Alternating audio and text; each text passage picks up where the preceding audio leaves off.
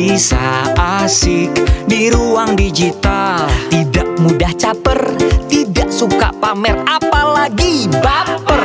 Jika main sosmed, semuanya datang dari rumahku, tempatku kenyang dengan I love you. Kita keluarga makin cakap digital, dari Indonesia.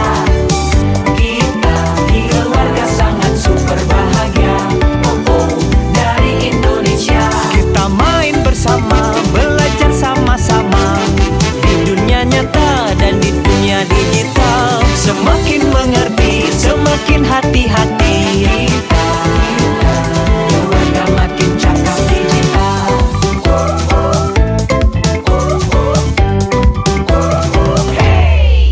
Semua memang sibuk, tapi semua mau punya waktu untuk saling membantu, bekerja sama untuk saling menjaga, berhati-hati menyaring berita. Semuanya datang dari rumahku, tempatku kenyang dengan I love you. I love you. Kita keluarga makin cakap digital, dari Indonesia. Kita keluarga sangat super bahagia, dari Indonesia. We are very super happy family, dari Indonesia. Kita keluarga sangat super bahagia, dari Indonesia. Kita main bersama, belajar sama-sama, di dunia nyata dan di dunia digital. Semakin mengerti, semakin hati-hati. Kita keluarga makin cakap digital. Kita keluarga makin cakap digital.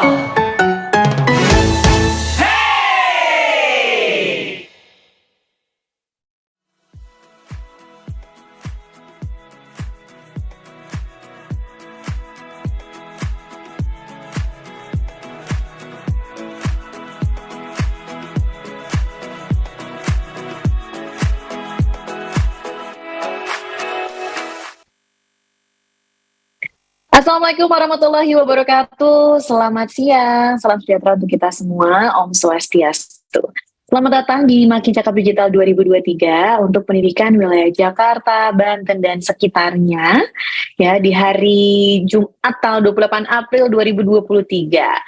Saya Putih Sasti yang akan memandu acara pada siang hari ini. Dan kegiatan Makin Cakap Digital 2023 diselenggarakan oleh Kementerian Komunikasi dan Informatika juga Siberkreasi. Nah, sebelum kita mengawali acara, saya ingin memberikan dulu nih beberapa hal yang harus diperhatikan. Yang pertama, cara menuliskan nama user ID Zoom ya. Untuk pelajar, itu dengan format nama terakhir, spasi 4 digit NIS, spasi nama sekolah. Untuk para guru, nama terakhir, spasi 4 digit nomor handphone, spasi nama sekolah. Mengaktifkan kamera ya selama acara berlangsung, menuliskan pertanyaan pada kolom komentar yang tersedia, dan pastinya menonaktifkan mode suara. Saya ingatkan juga nih, untuk Makin Cakap Digital 2023 ya, hari ini pastinya akan ada hadiah nanti di akhir acara untuk 10 orang penanya terbaik. Jadi pastikan nanti ikut bertanya, karena akan ada dompet digital yang dibagikan ya. Oke, sekarang sebelum kita memulai, ada baiknya kita berdoa bersama terlebih dahulu, ya, menurut kepercayaan masing-masing. Berdoa dimulai.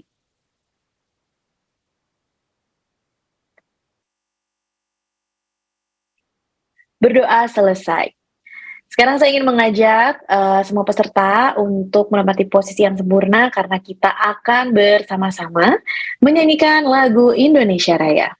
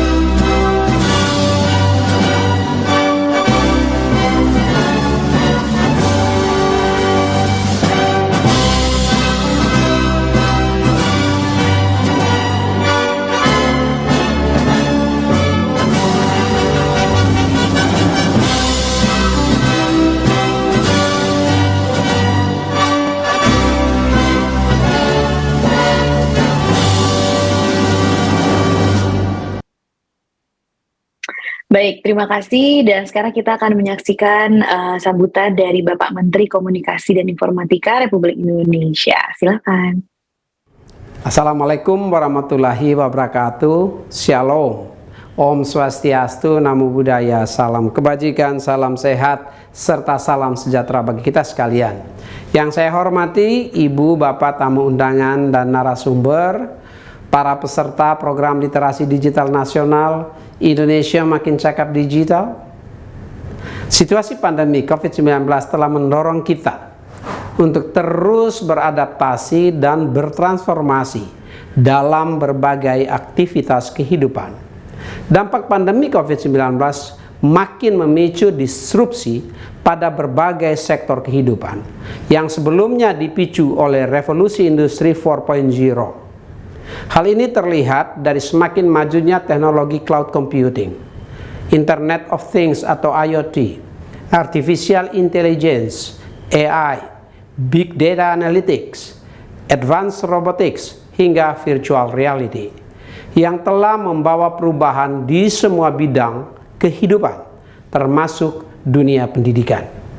Pandemi telah mendorong inovasi dan digitalisasi sektor pendidikan melalui penggunaan perangkat teknologi digital dan internet selama pembelajaran jarak jauh atau PJJ diterapkan.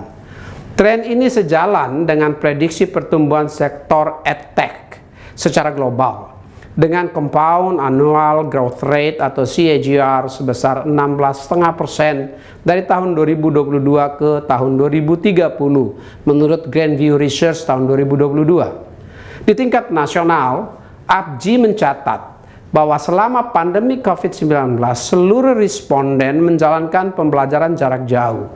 Oleh karenanya, kualitas jaringan internet menjadi esensial bagi pelaksanaan PJJ. Selain memastikan ketersediaan akses internet di lokasi layanan pendidikan, Kementerian Komunikasi dan Informatika juga berupaya menyiapkan SDM bidang digital dalam menyambut pembelajaran secara daring atau dalam jaring. Di tingkat kemampuan digital dasar, Kementerian Komunikasi dan Informatika secara konsisten menjalankan program literasi digital nasional yang ditujukan bagi para siswa, para mahasiswa, hingga tenaga kependidikan. Kementerian Kominfo juga bekerja sama dengan kampus-kampus dalam menjalankan kuliah kerja nyata bertemakan literasi digital. Ibu, Bapak, hadirin sekalian, sejak dilaksanakan pada tahun 2017, program literasi digital nasional telah menjangkau lebih dari 12,6 juta masyarakat. Pada tahun ini, tahun 2022, setidaknya akan diberikan pelatihan literasi digital kepada 5,5 juta masyarakat. Selain itu, Kementerian Komunikasi dan Informatika juga akan berfokus memberikan literasi digital pada kelompok pendidikan yang dimulai dari siswa kelas 5 sekolah dasar, siswa SMP, siswa SMA dan madrasah, mahasiswa, juga guru dan tenaga kependidikan. Para peserta akan diberikan pelatihan literasi digital berdasarkan pada 4 pilar, yaitu digital skills, digital culture, digital ethics, dan digital safety. Ibu, Bapak, hadirin sekalian, program literasi digital nasional ini akan terus dilaksanakan untuk dapat menjangkau seluruh masyarakat Indonesia hingga ke berbagai pelosok negeri tanpa kecuali. Hal ini perlu dilakukan karena kita tidak boleh meninggalkan seorang pun untuk merasakan manfaat dari agenda transformasi digital nasional. Mari bersama-sama berpartisipasi aktif dalam berbagai kegiatan literasi digital menuju Indonesia terkoneksi, makin digital, makin maju. Terima kasih. Wassalamualaikum warahmatullahi wabarakatuh. Om Santi Santi Santi Om. Namo Buddhaya.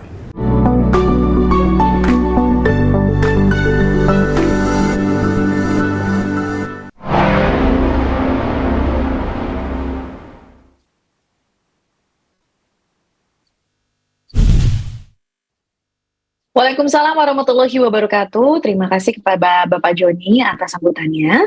Dan sekarang saya punya satu video. Di sini ada 4 jurus ya agar kita makin cakap digital. Mari kita cek bersama-sama. Kita tahu kalau tiap harinya di internet itu banyak masalah. Dari adu mulut yang berujung gelut, kena bully sampai ngurung diri, akun medsos kena hack, dan tipu-tipu customer service palsu. Apakah kalian mau jadi salah satunya? Tentunya enggak kan? Makanya, inilah 4 jurus andal biar makin cakap digital. Buat mulanya, inilah jurus pertama.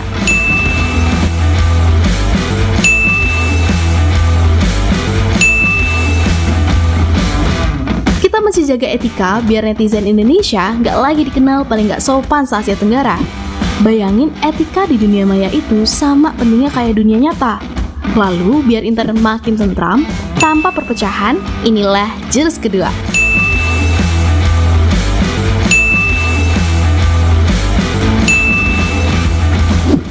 Terapin nilai-nilai Pancasila biar dunia maya nggak jadi medan perang. Saat dasar budaya kuat, kita jadi bisa menempatin dunia digital sampai maksimal.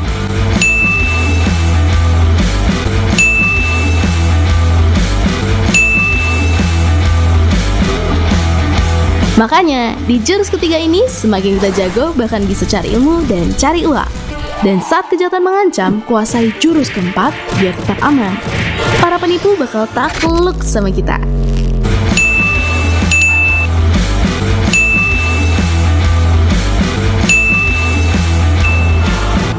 Jadi, siap untuk menguasai jurus-jurus biar cakap digital?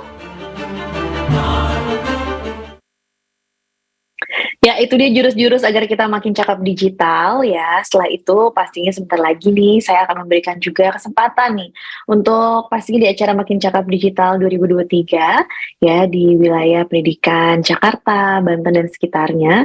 Hari ini ya dengan tema cyberbullying, apa itu dan bagaimana cara menghentikannya. Pastinya ini untuk mengasah juga digital skills dari netizen mengenai pentingnya kecakapan digital dalam berinteraksi di era digital ini. Oleh karena itu pada sesi kali ini ya nanti akan ada 3 aspek yang dibahas.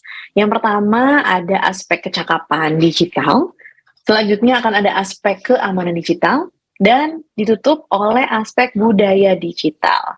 Ya kurang lebih 2 jam ke depan pastinya kita akan menghadirkan para narasumber ya pembicara yang ahli di bidangnya. Pembicara akan membahas juga ilmu, informasi yang dibutuhkan untuk literasi digital. Nah, sekarang saya akan memperkenalkan terlebih dahulu siapa saja narasumber kita untuk siang menuju sore hari ini ya. Oke.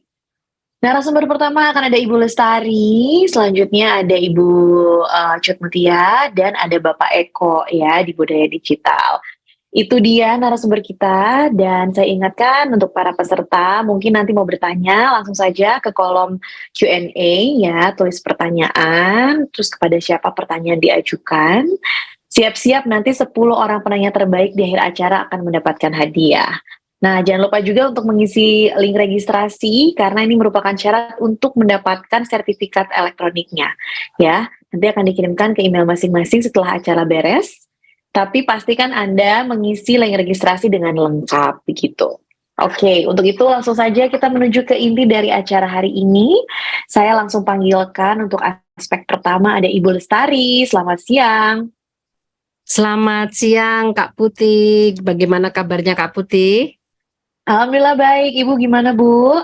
Ya sudah mendingan, kemarin saya batuk ya, agak lumayan parah sekarang. Kayaknya sekarang itu Kak Cut yang tertular ya, padahal ketemunya lewat Zoom aja tapi tertular. Virtual gitu ya? Virtual. Ya semoga sehat selalu Ibu, udah siap ya untuk aspek pertama ya? Iya betul. Oke silakan. Baik, terima kasih Kak Putih. Assalamualaikum warahmatullahi wabarakatuh. Shalom, salam sejahtera untuk kita semua. Om Swastiastu, Namo Buddhaya, salam kebajikan.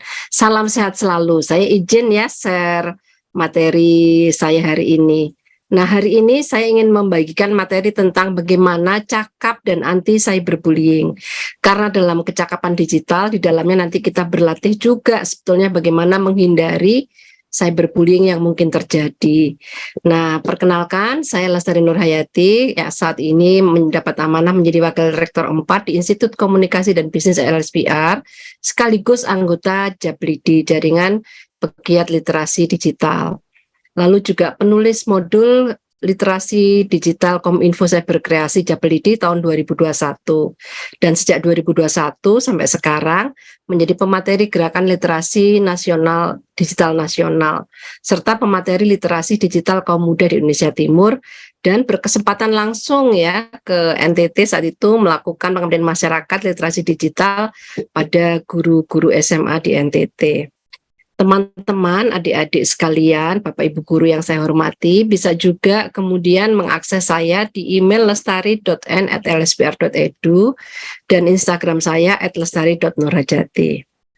Nah, hari ini kenapa kita membicarakan kecakapan digital? Ini adalah basic ya, basic atau dasar dari beberapa tools ya, beberapa alat yang kita harus lengkapi dalam kemampuan literasi digital kita.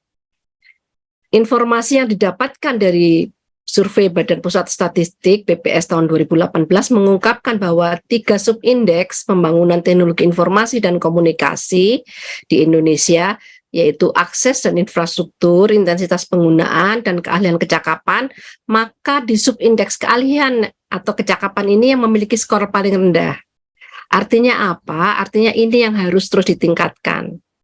Karena sekali lagi pilar dalam literasi digital itu memang membutuhkan kecakapan digital sebagai dasarnya. Semakin kita cakap digital, semakin baik kita melakukan komunikasi di media digital. Nah, kecakapan bermedia digital itu melingkupi apa saja? Nah, ini ya, ada lanskap digital yang kita harus kenal.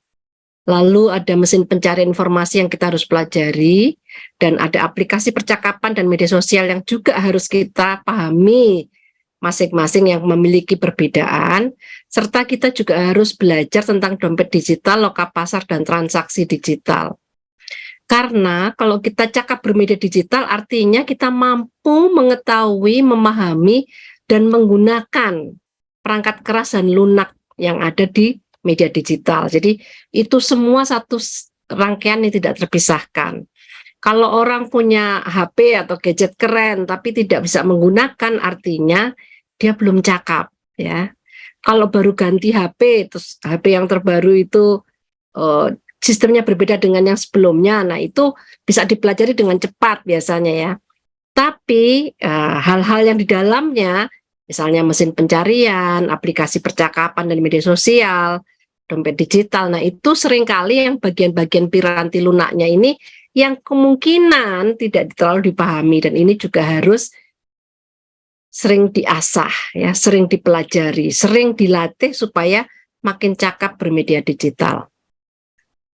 Nah, lanskap di media digital ini tadi saya sampaikan itu mengetahui dasar penggunaan perangkat kerasnya. Ya. Jadi HP-nya, laptopnya, ya, komputernya, semuanya itu kategorisasinya perangkat keras, ya. Tapi kalau masuk ke perangkat lunaknya itu macam-macam ya. Baik itu di dalamnya sistem operasinya, dasar aplikasinya, dasar internetnya, sampai detail-detail yang bisa di-download itu apa saja sebetulnya sih dalam aplikasi. Mana-mana yang perlu kita waspadai, mana-mana yang kita perlu pelajari. Karena perlu diingat, kali kita mendownload satu aplikasi itu pasti ada permintaan ya. Ya, halo. Oh, oke.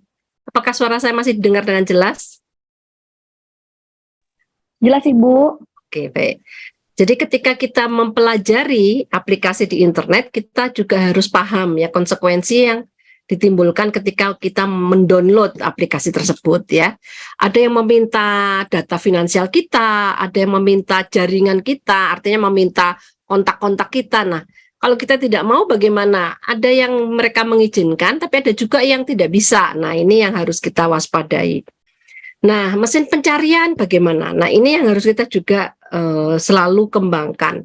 teman-teman mungkin sering menggunakan hanya satu mesin pencarian yang populer ya, tapi sesungguhnya di dalamnya itu banyak sekali mesin pencarian yang bisa kita kembangkan, yang kita pelajari. Ini contohnya ya, mesin pencari itu tidak hanya Google ya, tidak hanya Google, tapi macam-macam ya, banyak sekali. Nah, ini yang 6 besar yang paling populer, yaitu ada Google memang nomor 1, lalu ada Microsoft, Bing, lalu dari Yahoo, yahoo.com, lalu dari negara China itu mengeluarkan sendiri yaitu Baidu, lalu dari negara Rusia juga mengeluarkan sendiri yaitu Yandex, dan juga ada DuckDuckGo. Kalau DuckDuckGo ini sebetulnya buatan Amerika, tapi dia tidak mensyaratkan kalau penggunanya itu akan dilacak historisnya ya. Kalau yang Google, setiap kita menggunakan Google kita akan terlacak ya histori kita. Tapi kalau DuckDuckGo itu tidak ya. Itu salah satu kelebihannya. Tapi memang semua mesin pencari ini pastilah tidak 100% aman ya. Ini yang kita harus waspadai juga. Semua memiliki kekurangan dan kelebihan. Kalau kita sudah tahu mesin pencarinya, jenis-jenisnya, maka kita juga harus tahu di dalamnya filter-filter yang akan digunakan. Nah, filter-filter ini bisa kita minta semuanya all, atau minta hanya image atau gambar saja, minta berita saja atau news, minta book aja atau buku, minta video aja. Nah, ini masing-masing semua memiliki ya. Jadi hampir semua mesin pencarian selalu dilengkapi dengan filter-filter. Untuk apa? Untuk memudahkan kita mencari data yang akan kita gunakan. Nah, kalau misalnya ya kata bullying kita masukkan di mesin pencari, yang akan keluar tuh banyak sekali kalau all ya. Tapi kalau buku, berita itu akan ada beberapa yang mengarah pada informasi yang kita cari saja. Nah, kalau sudah kita belajar tentang mesin pencari, maka kita juga belajar tool bahasa, aplikasi bahasa penerjemahan. Yang saya sarankan, kita sudah tahu nih ada aplikasi untuk penerjemahan bahasa Inggris, bahasa asing ke bahasa Indonesia. Tapi kita juga harus menggunakan tool aplikasi yang bahasa Indonesia ke bahasa daerah. Karena apa? Karena ini adalah salah satu bentuk upaya untuk mencintai budaya-budaya lokal, budaya-budaya daerah. Kita makin mengembangkan budaya-budaya daerah. Kita makin ahli dan terampil dalam berbudaya, sekaligus terampil dalam menggunakan mesin pencari dalam konteks penerjemah. Ini banyak ya sekarang beberapa yang sudah mengeluarkan mesin penerjemah atau aplikasi penerjemah, misalnya dari idglosbe.com, ada juga yang dikeluarkan oleh Badan Bahasa Kemendikbud go.id, ada juga kamusdaerah.com. Nah, ini semua bisa digunakan dan kita berlatih ya, supaya apa? Kalau diskusi dengan teman dari daerah lain, dari pulau lain, kita jauh lebih akrab.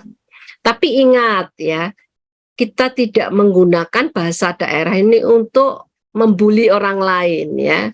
Kadang-kadang ada beda makna dalam bahasa Indonesia dengan bahasa daerah. Beda makna antara bahasa Jawa dengan bahasa Sunda misalnya. Atos dalam bahasa Jawa itu artinya keras, tapi kalau bahasa Sunda itu artinya sudah gitu. Nah, itu kadang-kadang bisa dibuat bercanda, tapi bisa juga mengarah ke bullying kalau tidak pada tempatnya. Jadi adik-adik sekalian harus berhati-hati ya, jangan sampai terjebak pada bullying karena salah dalam menggunakan tools-tools aplikasi yang ada. Pelajari juga bahasa atau istilah yang sedang tren atau viral. Nah, ini bagaimana caranya?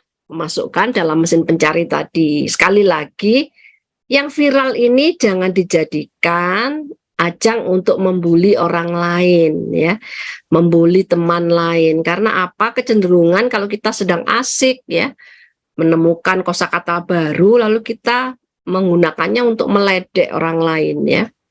Awalnya bercanda, tapi lama-lama kemudian menjurus pada bullying. Nah, ini yang harus kita awasi dan harus berhati-hati. Ya, kita satu sama lain harus saling menjaga.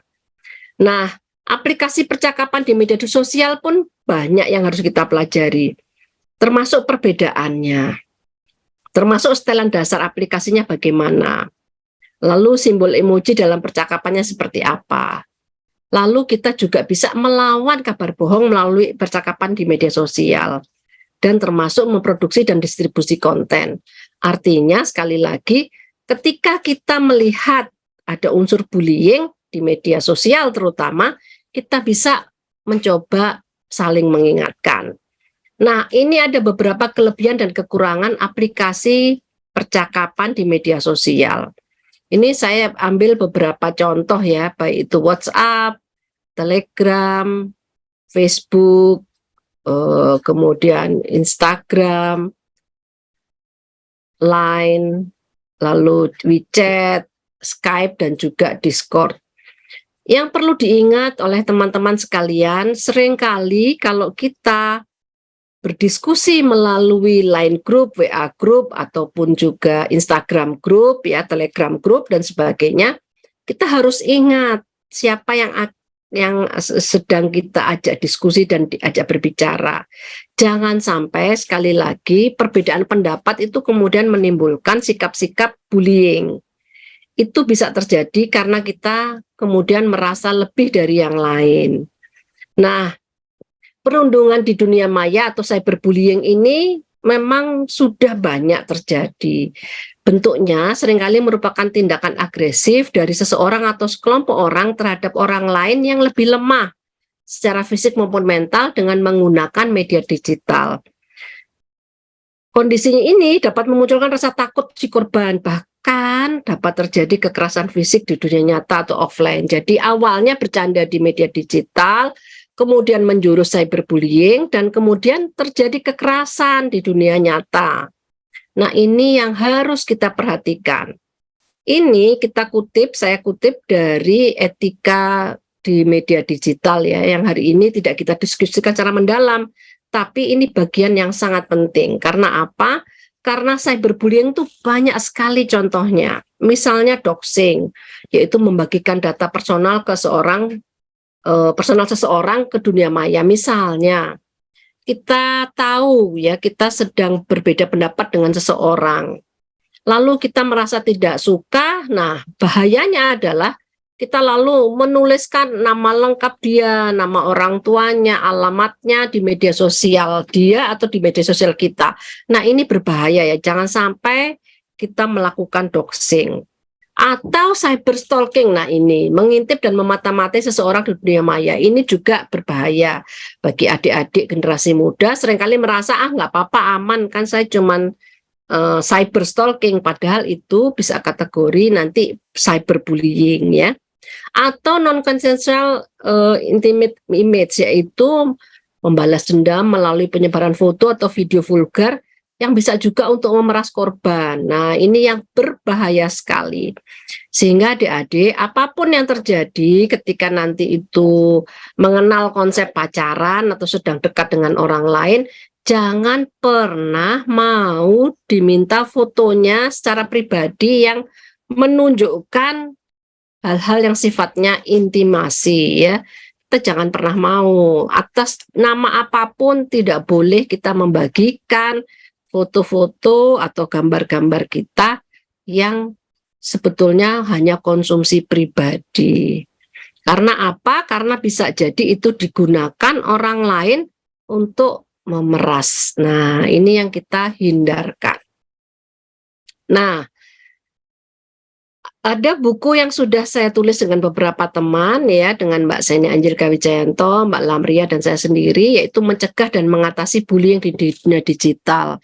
Itu bisa diunduh di literasidigital.id atau di websitenya LSPR ya, di tempat saya mengajar. Nah, selain itu, modul cakap bermedia digital juga bisa diunduh di literasidigital.id, serta adik-adik, Bapak Ibu guru ya sekalian bisa juga memfollow Instagram dari Cyberkreasi di @cyberkreasi. Demikian yang bisa saya sampaikan hari ini. Terima kasih. Wassalamualaikum warahmatullahi wabarakatuh. Saya kembalikan ke Kak Putih.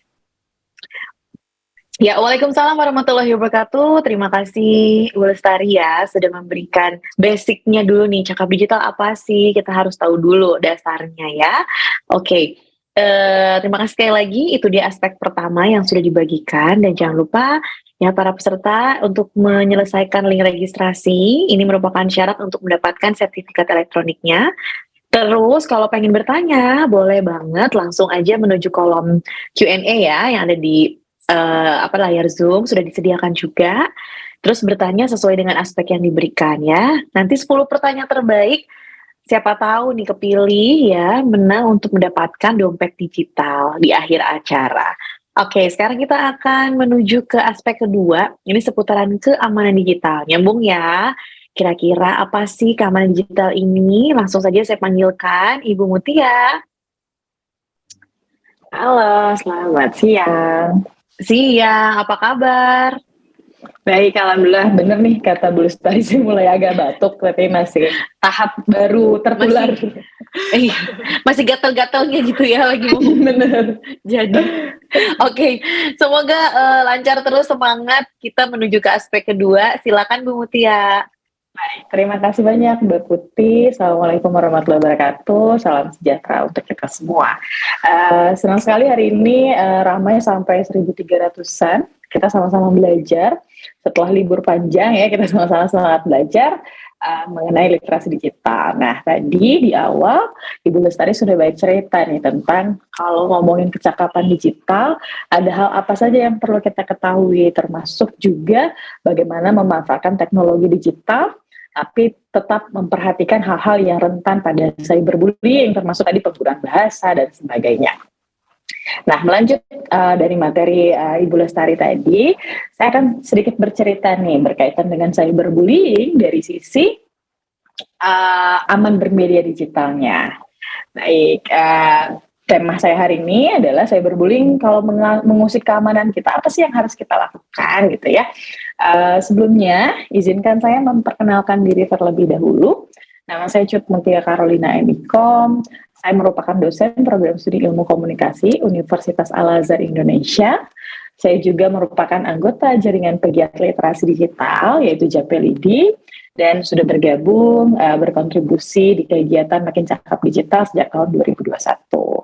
Bapak Ibu serta teman-teman sekalian, karena waktu kita cukup singkat, jika ada hari ini yang belum sempat terbahas atau masih ada yang mau ditanyakan gitu ya, belum terjawabkan, sangat dipersilahkan dan sangat boleh mengontak saya secara pribadi, boleh ke email saya cut.mutia@uai.ac.id atau cutmutia.carolina@gmail.com, atau kita boleh berteman di Instagram @mutia_carolina, atau boleh juga via LinkedIn saya Cut Mutia Carolina. Baik, nah mengenai keamanan digital gitu ya, kenapa sih ini menjadi satu topik penting dan kita pelajari dan perlu kita pahami dan kita terapkan dalam pemanfaatan teknologi digital, karena ada 5 poin nih yang melatar belakanginya. Baik, yang pertama berkaitan dengan pemanfaatan teknologi. Kita sama-sama sadar nih, mungkin Bapak Ibu guru lebih menyadari gitu ya, karena dari kita dulu gitu ya, di beberapa tahun yang lalu, kemudian tahun semakin bertambah, ternyata berkaitan dengan teknologi juga semakin berkembang, pemanfaatannya juga semakin digunakan oleh banyak orang gitu ya.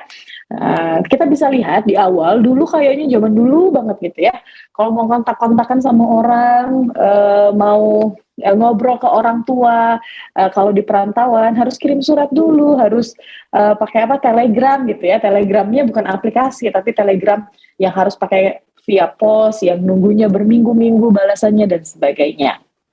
Kemudian mulai ada telepon di setiap rumah, kemudian mulai ada handphone, dan sekarang yang kita rasakan adalah salah satu teknologi komunikasinya sudah berupa smartphone, di mana yang namanya handphone tidak sekedar untuk nelpon saja, tapi sudah ada akses internetnya. Nah, keberadaan akses internet ini ternyata dimanfaatkan oleh banyak sekali di Indonesia. Sekarang tercatat penggunanya sudah sampai 202 juta pengguna. Itu pada tahun 2022, bahkan sekarang tentu sangat meningkat. Oke, dengan perkembangan pemanfaatan teknologi ini juga ternyata membuat kita nyaman nih. Kayaknya kalau dulu ya, beberapa tahun lalu, Kalau mau belanja sesuatu ke pasar, kayaknya harus menyediakan waktu 1-2 jam mengenai perjalanan ke pasarnya, kemudian naik kendaraannya apa gitu ya.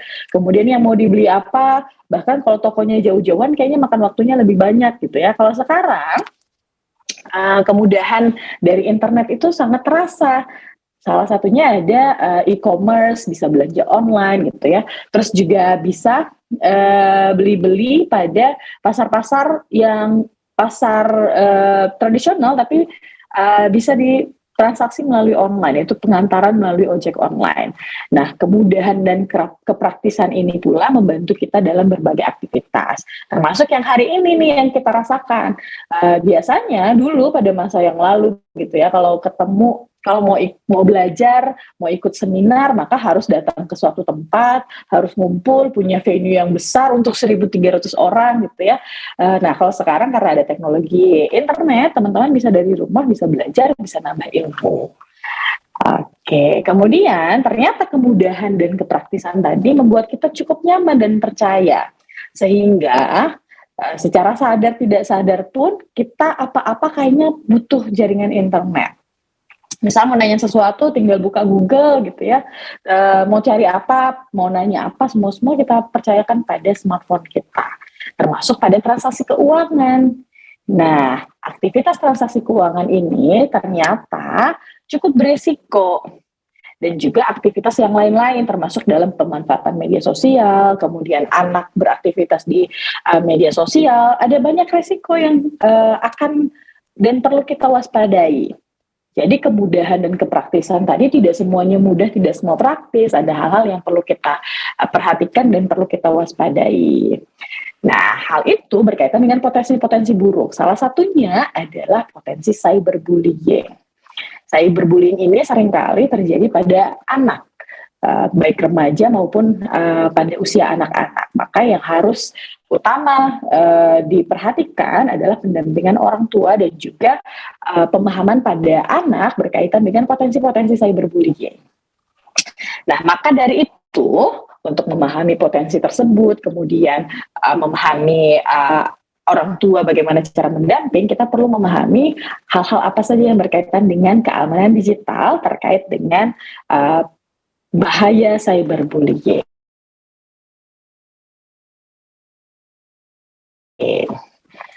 Oke, nah jadi yang namanya keamanan digital itu tidak sekedar kait dengan pemanfaatan teknologi digital baik secara daring maupun luring yang dapat dilakukan secara aman. Yang mana kalau ada data rahasia, ada identitas digital tidak bocor dan tidak dimanfaatkan oleh orang lain ke arah-arah yang negatif. Oke. Nah, kalau ngomongin kompetensi keamanan digital, apa saja yang harus kita pahami? Sudah sangat luas dan banyak sekali gitu ya. Mulai dari memahami bagaimana mengamankan perangkat digitalnya, bagaimana mengamankan identitas digital kita, bagaimana mewaspadai penipuan digital, bagaimana memahami rekam jejak digital, bagaimana memahami keamanan digital bagi anak. Nah, pada ranah cyberbullying nanti akan lebih banyak membahas tentang mengamankan perangkat digital secara sedikit, tapi nanti akan lebih banyak bagaimana identitas digital itu menjadi penting, kemudian rekam jejak digital itu menjadi penting, dan terutama berkaitan dengan keamanan digital bagi anak.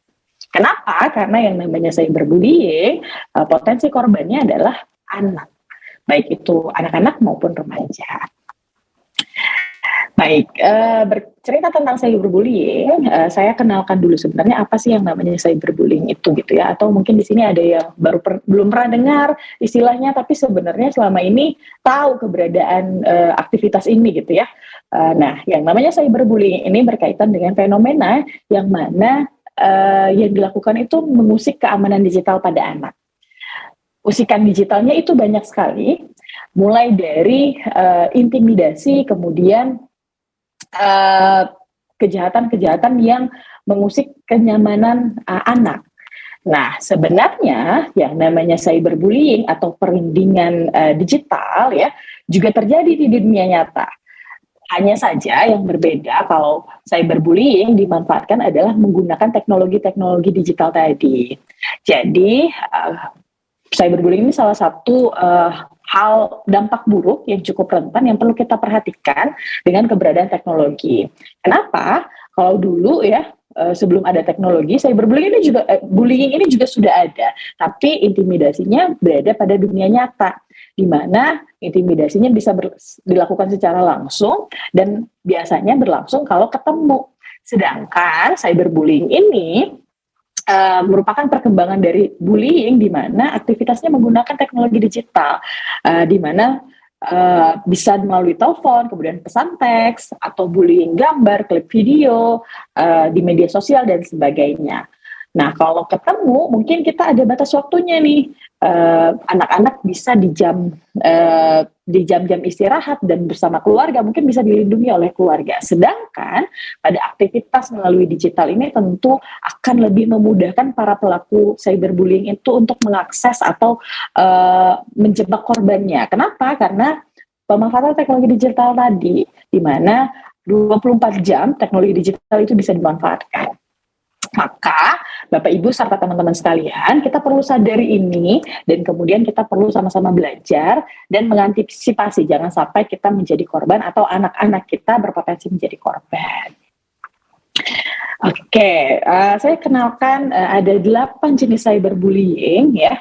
Yang pertama itu adalah flaming, yang mana tindakannya itu merupakan saling cerca di dunia maya yang dilakukan oleh dua orang yang kemudian chatnya itu dibaca oleh semua orang. Misalkan nge-update status kemudian ada yang berantem di kolom komen, akunnya bisa dilihat oleh banyak orang gitu ya, atau di grup WhatsApp, di grup-grup lainnya yang kemudian saling mencerca. Nah, itu bagian dari cyberbullying. Jadi keributan-keributan itu yang kemudian saling yang saling melontarkan kejelekan, kemudian ada bahasa-bahasa yang tidak pantas disampaikan, itu bagian dari cyberbullying. Oke, yang kedua, ada harassment, di mana dilakukan melalui pengiriman pesan secara terus-menerus, yang mana menimbulkan kegelisahan dan beban emosional bagi korban. Misalkan ada anak yang kemudian mendapatkan kontak dari seseorang yang katanya ngefans, ternyata aktivitasnya terlalu berlebihan gitu ya, ditelepon berkali-kali, dikirim chat, kemudian dipaksa untuk balas dan sebagainya. Itu bagian dari harassment dalam cyberbullying. Kemudian ada denigration, di mana pencemaran nama baik melalui penyebaran informasi yang tidak benar atau menghina orang lain melalui media online. Misal ada korban yang difitnah gitu ya, kemudian dibuat seolah-olah hal itu terjadi pada korban, yang kemudian mencemarkan nama baik korban. Dan dampaknya tentu korban kemudian jadi malu, kemudian tidak bisa mengklarifikasi dan sebagainya. Kemudian yang keempat ada impersonation, di mana ada pelaku yang pura-pura menjadi korban dan kemudian melakukan aktivitas-aktivitas yang ke arah negatif. Nah, ini juga bagian dari cyberbullying, di mana biasanya berupa duplikat akun atau pencurian akun. Oke, dalam impersonation ini bisa jadi ada hal-hal negatif yang dilakukan yang kemudian tidak sesuai dengan karakter asli pada korban ya. Oke, yang kelima ada cyberstalking, yaitu mengikuti orang lain secara berlebihan yang kemudian mengganggu dan mengancam korban. Kemudian juga ada happy slapping, di mana karena slapping itu artinya menampar ya dalam bahasa Indonesia, pada makna happy slapping ini lebih pada tindakan yang sengaja melukai orang lain yang kemudian didokumentasikan dan video tersebut disebarluaskan. Jadi seolah-olah jagoan, saya bisa mukul orang gitu ya, kemudian videonya disebarluaskan. Nah, ini juga bagian dari cyberbullying. Mungkin berkaitan dengan happy slapping ini pernah beberapa bulan yang lalu terjadi pada salah satu anak tokoh masyarakat gitu ya. Nah, itu adalah bagian dari contoh perilaku happy slapping yang kemudian bisa tidak hanya pada merugikan secara mental, tapi juga secara fisik. Korbannya sampai koma gitu ya, dan syukurnya sekarang sudah proses dalam secara hukum.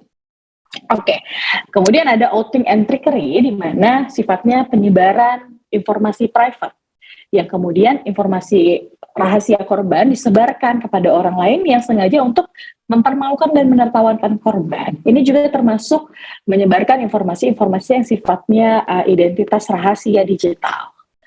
Oke, nah yang kedelapan berkaitan dengan exclusion, di mana ada korban yang sengaja dihentikan aktivitasnya atau dikeluarkan dari grup padahal dia butuh grup itu gitu ya, atau dia sengaja dibungkamkan tidak boleh berkomentar pada sebuah kelompok di media digital. Itu bagian dari cyberbullying. Oke, nah tadi ada 8 cyberbullying nih. Ternyata cyberbullying itu tidak sekedar mengolok-ngolok saja, tapi juga kalau kita dengan sengaja bikin video, kemudian orang lain terluka, kemudian ada orang lain merasa tidak nyaman karena kita berlebihan ngefans, kemudian stalking, kemudian jatuhnya mengancam gitu ya, itu bagian dari tindakan cyberbullying yang tidak boleh kita lakukan dan tentu juga harus kita waspadai. Jangan sampai kita menjadi korban dan jangan sampai anak-anak kita menjadi korban. Baik, di tahun 2015 sempat ada penelitian apa sih yang dirasakan oleh 273 remaja di usia 13 sampai 25 tahun ketika menjadi korban cyberbullying, ya, korban dari 8 aktivitas tadi. Ternyata hampir dari 50%-nya itu merasa penurunan kepercayaan diri. Tentu kalau udah turun kepercayaan dirinya, Bapak Ibu, ada banyak sekali yang akan berdampak. Mulai dari nanti merasa tidak mau bergabung di kelas, atau tidak mau kehilangan cita-cita, kemudian mulai hopeless, dan sebagainya. Kemudian ada yang merasa gelisah, sebanyak 47%, 38%-nya mencoba untuk merubah dirinya, jadi dia sudah kehilangan jati diri, pengen jadi orang lain, karena efek dari cyberbullying. Kemudian 30%-nya merasa ini adalah gangguan yang membuat dia tidak nyaman. 28% melakukan balas dendam.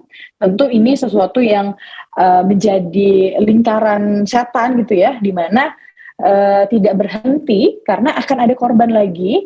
Kemudian ini akan berputar terus ketika sudah ada rasa ingin balas dendam. Kemudian 24%-nya menyakiti diri sendiri, dan 22%-nya ingin mengubah penampilan mereka untuk menghindar, 16%-nya ingin membalas dendam, dan 13%-nya berhenti menggunakan media sosial. Nah, sebenarnya yang namanya teknologi digital itu ada untuk kita manfaatkan ke arah positif, termasuk juga media sosial. Kalau media sosial itu anak-anak remaja bisa tambah teman baru, nambah ilmu gitu ya, memperluas pergaulan dan sebagainya. Tapi ketika dia sudah menjadi korban cyberbullying, kemudian dia memutuskan untuk berhenti menggunakan media sosial, tentu secara personal akan merugikan para korban. Oke, nah menurut catatan dari UNICEF, di sini ada 10 contoh perilaku cyberbullying. Mari sama-sama kita baca yang kemudian kita refleksikan, ini pernah terjadi sama saya nggak ya? Atau saya pernah tidak sengaja melakukan ini nggak ya? Gitu ya. Sehingga kita bisa mengkoreksi diri, merefleksi diri. Kalau memang saya pernah awalnya cuma bercanda, saya lakukan tindakan ini, ternyata ini cyberbullying, kita sama-sama tidak mengulanginya lagi. Kalau ini pernah terjadi sama saya atau sedang terjadi sama saya, untuk adik-adik sekalian boleh lapor langsung kepada orang tua atau orang dewasa atau bapak ibu guru untuk mendapatkan pertolongan atau membahas tindak lanjutnya seperti apa. Oke, contoh yang pertama, menyebarkan kebohongan tentang seseorang, kemudian posting foto memalukan. Jadi bercanda-bercanda hal-hal yang berkaitan dengan posting foto-foto memalukan, kemudian awalnya bercanda doang tapi itu berkaitan dengan fitnah, itu tidak boleh dilakukan pada aktivitas media sosial. Oke, yang kedua, menyebarkan pesan atau ancaman yang menyakiti oleh orang lain melalui chatting. Oke, ini juga tidak boleh. Walaupun kita berantem sekalipun, kita perlu berpikir netral. Apakah pantas? Kemudian berpikir lagi, apakah ini bagian dari ancaman atau tidak? Oke. Kemudian yang ketiga, meniru atau mengatasnamakan seseorang terhadap menjadi diri kita, kemudian mengirimkan pesan jahat kepada orang lain atas nama mereka. Kemudian perilaku trolling, di mana pengiriman pesan yang mengancam atau menjengkelkan di media sosial. Oke, misalkan berkata kasar gitu ya. Yang kelima, mengucilkan atau mengecualikan seseorang dalam sebuah komunitas online. Mau dia lagi main game, kemudian lagi di grup-grup pertemanan, kemudian ada orang diisolasi, tidak boleh berkomentar, tidak boleh join dan sebagainya. Itu juga bagian dari cyberbullying. Oke, yang keenam, menyiapkan atau membuat situs grup yang berisi kebencian tentang seseorang. Nah, ini menjadi salah satu kekhawatiran kita yang terjadi pada anak-anak remaja, yang mana tujuannya ingin menebarkan kebencian terhadap seseorang. Ini juga bagian dari cyberbullying, tidak boleh dilakukan. Oke, kemudian menghasut anak-anak atau remaja lainnya untuk memperlakukan seseorang secara digital, itu juga bagian dari cyberbullying. Kemudian memberikan suara atau menentang seseorang dalam jejak pendapat yang melecehkan. Jadi lebih pada pendapat-pendapat yang melecehkan kemudian dilontarkan di media sosial. Kemudian membuat akun palsu, membajak atau mencuri identitas online orang lain yang kemudian menyebabkan masalah pada orang tersebut, itu juga tidak boleh dilakukan. Dan yang ke-10, memaksa anak-anak agar mengirimkan gambar sensual. Jadi kalau adik-adik pernah bergaul dengan orang dewasa, kemudian ada hal-hal yang negatif atau hal-hal yang tidak pantas untuk adik-adik kirimkan, jangan pernah lakukan. Walaupun itu orang dewasa sekalian, walaupun dapat ancaman sekalian, segera laporkan pada orang dewasa terdekat. Oke, nah secara keseluruhan sebenarnya dampak dari cyberbullying ini bisa terjadi pada 3 aspek, mulai dari mental, kemudian emosional, dan fisik. Jadi kalau fisik tadi, contoh seperti kasus pada beberapa bulan yang lalu, di mana ada cyberbullyingnya divideokan, ada perilaku pengeroyokan kemudian divideokan, merugikan secara fisik karena korban jatuh koma, kemudian dirawat intensif di ICU gitu ya, berbulan-bulan. Kemudian secara emosional tentunya, dan secara mental juga tentunya.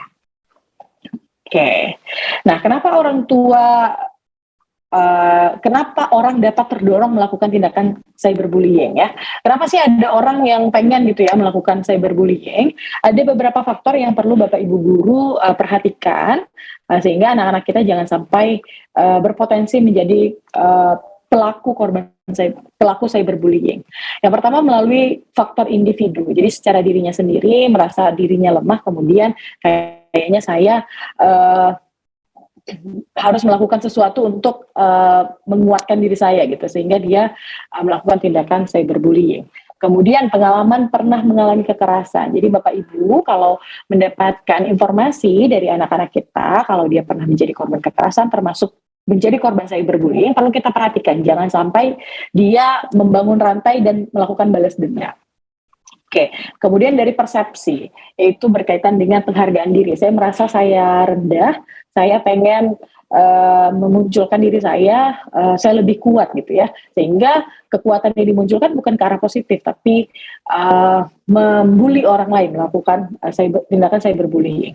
Kemudian yang lainnya ada harga diri dan penghargaan diri, kemudian ada gender atau merasa lebih kuasa gitu ya, anak laki-laki, kemudian ke anak perempuan terutama, biasanya korban perempuan memang lebih rentan, sehingga ada perilaku cyberbullying yang cukup rentan pada anak-anak perempuan. Kemudian usia, merasa lebih tua, kemudian yang muda ditekan dan lakukan dan mengalami tindakan cyberbullying, dan kontrol psikologisnya.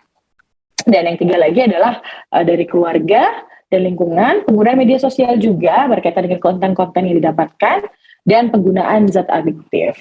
Maka berkaitan dari 10 hal ini, 10 alasan ini, maka yang perlu dilakukan oleh Bapak Ibu guru adalah memperhatikan anak-anak kita. Jangan sampai ada potensi-potensi menjadi pelaku cyberbullying. Nah, berkaitan dengan cyberbullying tadi, siapa saja bisa menjadi korban dan juga bisa menjadi pelaku. Kenapa saya bilang seperti ini? Karena di yang awal tadi saya sempat sampaikan, awalnya bercanda-bercanda, ternyata itu mengganggu mental orang lain. Kemudian merasa orang si korban merasa terusik, maka secara tidak sadar bercandaan kita tadi ternyata masuk ke arah cyberbullying. Jadi adik-adik sekalian, kalau mau bercanda, pengen main sama teman gitu ya, perlu diperhatikan juga. Ini akan menyakiti hatinya atau tidak? Ini akan merugikan dia atau tidak? Nah, Kalau ternyata ada kejadian berkaitan dengan cyberbullying yang dialami oleh adik-adik, mulai dari 10 contoh tadi, kemudian ada 8 jenis tadi, ada salah satunya nih pernah adik-adik alami atau sedang dialami, maka ada 3 aspek yang perlu adik-adik lakukan ketika adik-adik mengalami perilaku cyberbullying. Nah, yang pertama tentu paham dulu dari diri sendiri. Saya tahu ini perilakunya tidak benar, saya punya hak untuk membela diri, kemudian belajar lebih lanjut bahwa komunikasi ke orang tua itu merupakan solusi yang tepat. Jadi jangan menyimpan pada diri sendiri saja, kita perlu pendampingan pada orang dewasa. Kemudian peran orang tua. Jadi Bapak Ibu orang tua, mungkin nanti Bapak Ibu guru bisa sampaikan ke orang tua bahwa untuk melindungi anak kita dari rentannya cyberbullying, mengamankan anak kita dari rentannya cyberbullying adalah bagaimana komunikasi keluarga yang dibangun pada ruang lingkup keluarga, bagaimana orang tua memberi pemahaman, bagaimana strategi orang tua melindungi anaknya dari pemanfaatan teknologi digital, terutama pada rentannya cyberbullying.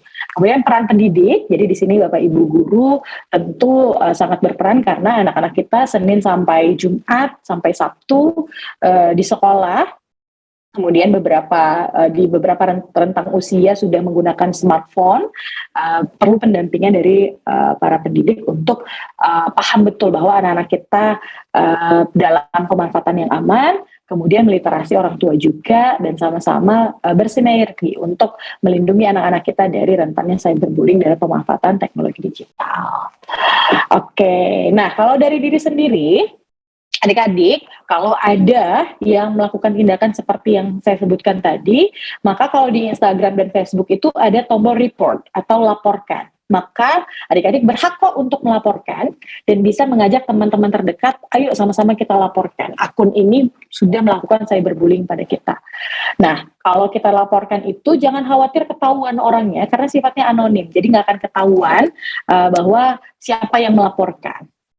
Nah, oke. Kalau lebih lanjut boleh cek di pusat bantuan pada Instagram dan pusat bantuan pada Facebook. Jadi biasanya di akunnya bisa langsung buka akunnya, kemudian klik yang titik 3 gitu ya, kemudian nanti klik laporkan akun, kemudian nanti ditanya alasannya apa. Nah, itu bisa dilakukan dari diri sendiri adik-adik.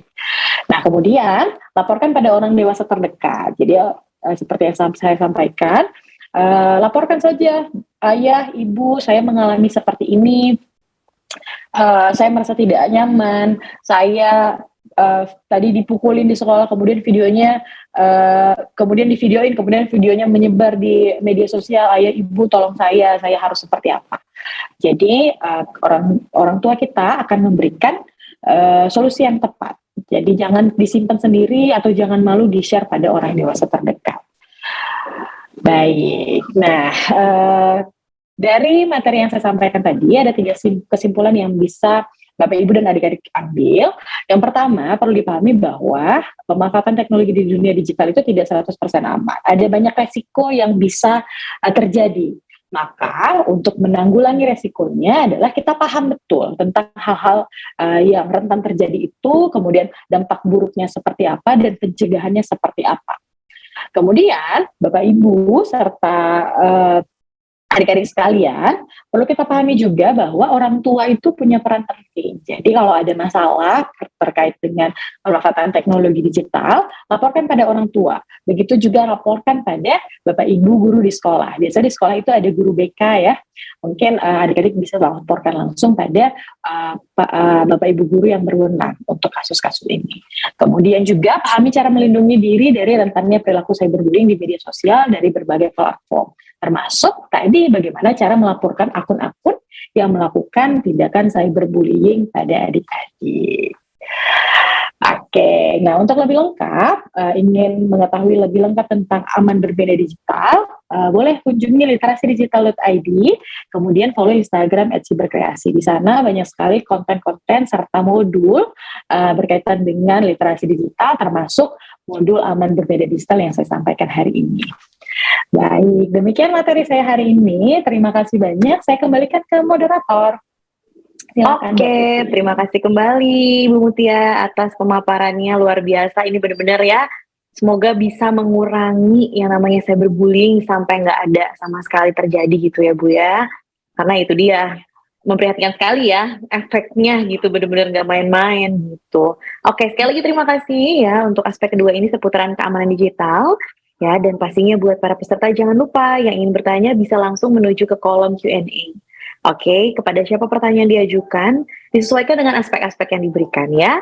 Dan jangan lupa juga untuk mengisi, melengkapi link registrasi ya pendaftarannya.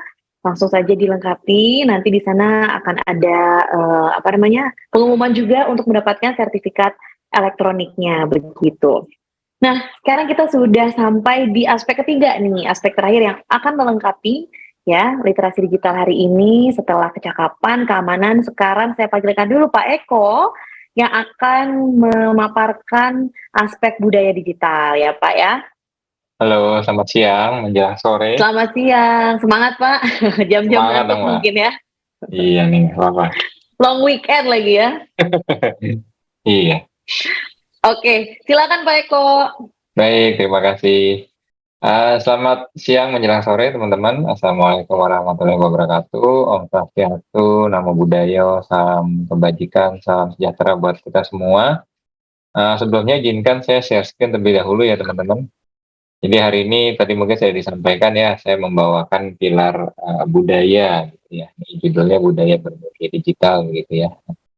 Ini salah satu dari 4 pilar ya, jadi yang disampaikan, yang didefinisikan oleh Kemkominfo, begitu ya. Nah, sebelumnya izinkan saya perkenalkan diri ya. Jadi latar belakang saya memang teknik, teman-teman, dan praktisi juga sebagai pengusaha. Jadi kebetulan pendidikan saya dan profesi saya satu jalur yang sama gitu ya, bidang teknik. Jadi saya dulu pendidikan di teknik elektro, teman-teman. Nah, ini saya ada di Cybers Corporation, jadi ini perusahaan IT, jadi sama ya teknik, membuat software ya, memiliki produk juga, jadi 100% hasil karya anak bangsa begitu ya, dan disyukur juga banyak negara juga menggunakan produk kita gitu ya. Nah, saya juga ada di Lina Business Suite ya, ini virtual office ya, mungkin kalau buat teman-teman yang generasi baru lebih gampang ya, paham ya, ini virtual office co-working space ya, banyak sekali ya, mungkin udah jamak sekarang ya. Nah, saya juga ada di beberapa organisasi nih, di Entrepreneur Society, HIPMI, HIPI misalnya ya. Ini organisasi pengusaha, ada juga di PII dan AVEO ya, ini organisasi di bidang keinsinyuran, jadi profesi insinyur, jadi untuk teknik gitu ya. Nah, teman-teman yang mungkin mau bertanya-tanya, diskusi ya, mau kolaborasi dan sebagainya, silahkan aja nih email dan nomor handphone lengkap dengan WhatsApp dan Telegram ada di dalamnya ya. Jadi nggak usah malu-malu ya. Jadi kapan aja mau diskusi mungkin atau mau bertanya ya di luar dari acara ini, silahkan aja, nggak apa-apa gitu ya. Nah, saya langsung ke materi hari ini ya. Latar belakang nih, apa sih tantangan budaya digital gitu ya? Kenapa sih sampai harus ada materi ini ya yang didefinisikan oleh Kemkominfo ya? Nah, ini beberapa di antaranya adalah mengaburnya wawasan kebangsaan. Jadi sifat-sifat kebangsaan kita yang secara dunia nyata sudah kental gitu ya, sudah baik ya, tetapi di dunia digital tidak ada gitu ya. Lalu menipisnya kesopanan dan kesantunan. Nah, ini teman-teman bisa lihat juga banyak sekali di media massa, meskipun sudah melakukan ekspresi dengan baik ya, dengan kritik, dengan saran di dunia maya, tetapi kesopanan dan kesantunannya kurang dijaga ya. Seperti mungkin ada di media kemarin ya, Mas Bima misalnya ya, mengkritik Provinsi Lampung misalnya gitu ya. Silahkan kritik, bagus kritiknya, tetapi tidak perlu sampai menyampaikan dengan kata-kata dajal misalnya. Atau dengan mengkritik Ibu Mega gitu ya, mantan presiden kita ya, dengan kata-kata janda misalnya gitu. Ini sesuatu hal yang kurang sopan, dan ini yang sangat disayangkan ya. Kalau di dunia nyata mungkin hal seperti ini tidak ada begitu ya, karena sudah apa namanya, lingkungannya ya, auranya dan sebagainya itu sudah mengarah ke hal yang resmi misalnya begitu ya. Jadi secara otomatis orang terbawa untuk sopan dan santun. Tetapi berbeda dengan dunia digital ya, kan kita walaupun kita mengkritik, kita bisa aja kritik di rumah gitu ya, hanya perlu ngetik-ngetik aja gitu kan, dan suasana santai ya. Jadi suasananya dengan yang dikritik beda gitu ya. Nah, lalu hilangnya budaya Indonesia ya, media digital menjadi panggung budaya asing. Ini juga sangat ekstrim ya teman-teman ya. Teman-teman bisa lihat kalau budaya-budaya paling mayoritas tentu sama dengan teknologi.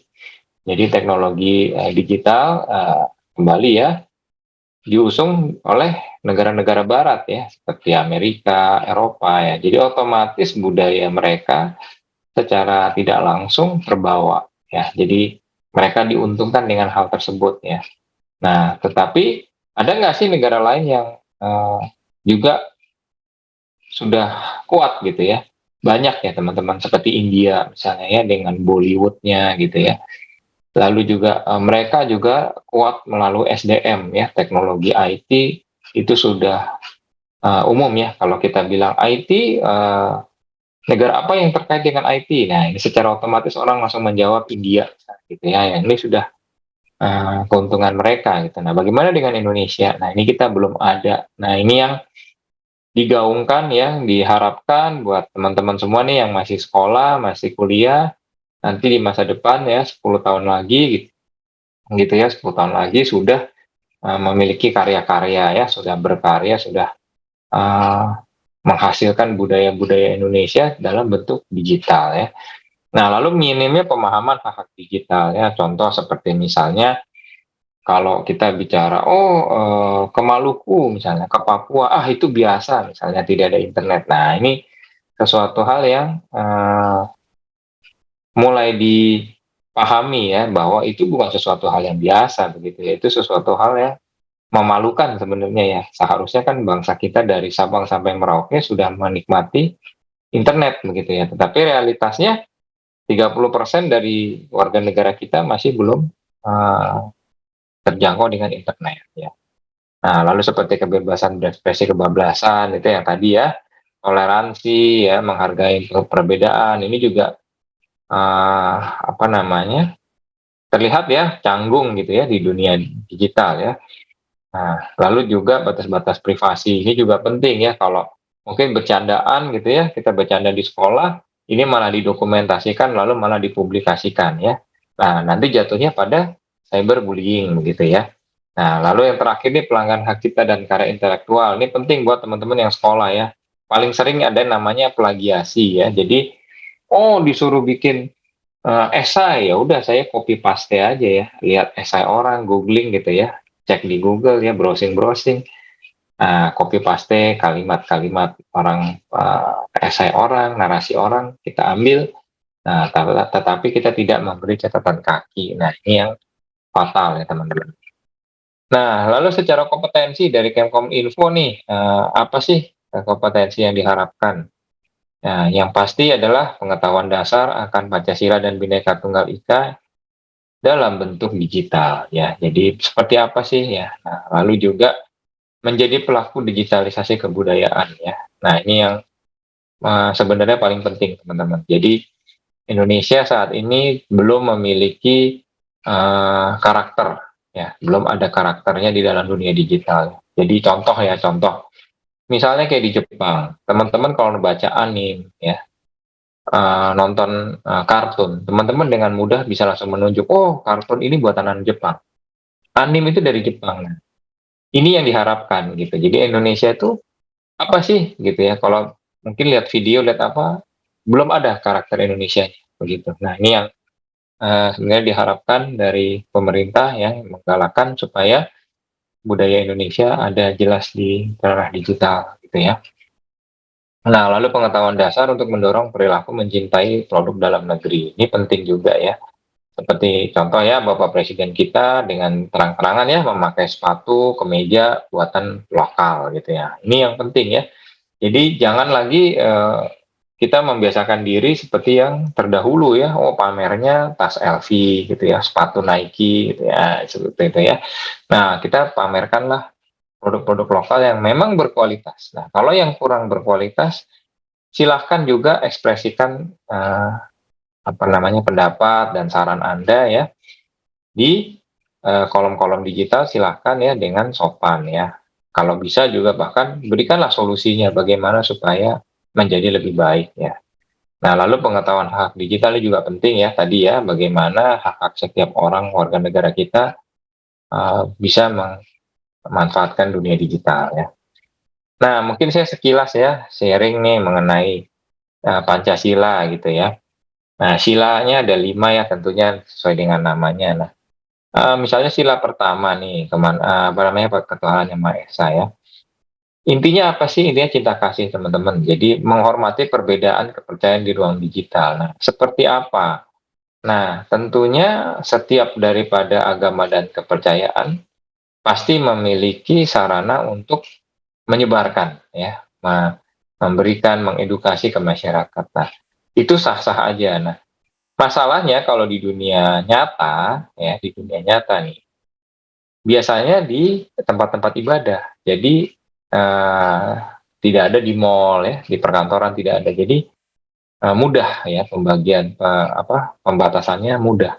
Tetapi kalau di ranah digital sulit ya teman-teman. Agama dan kepercayaan semuanya ada di YouTube, semuanya ada di Instagram. Lalu bagaimana nih gitu ya. Nah, disinilah kita butuh ya saling menghormatinya gitu ya. Dan kalau teman-teman mau berdiskusi ya, meskipun beda agama, beda kepercayaan, boleh-boleh saja ya, silahkan saja. Tetapi jangan lupa ya, tetap di dalam koridor yang sopan dan punya adab ya. Jadi punya etika yang baik ya. Jadi bukan caci maki, bukan saling menghina yang terjadi di kolom-kolom komentar atau diskusi yang ada di aplikasi ya atau di website gitu ya.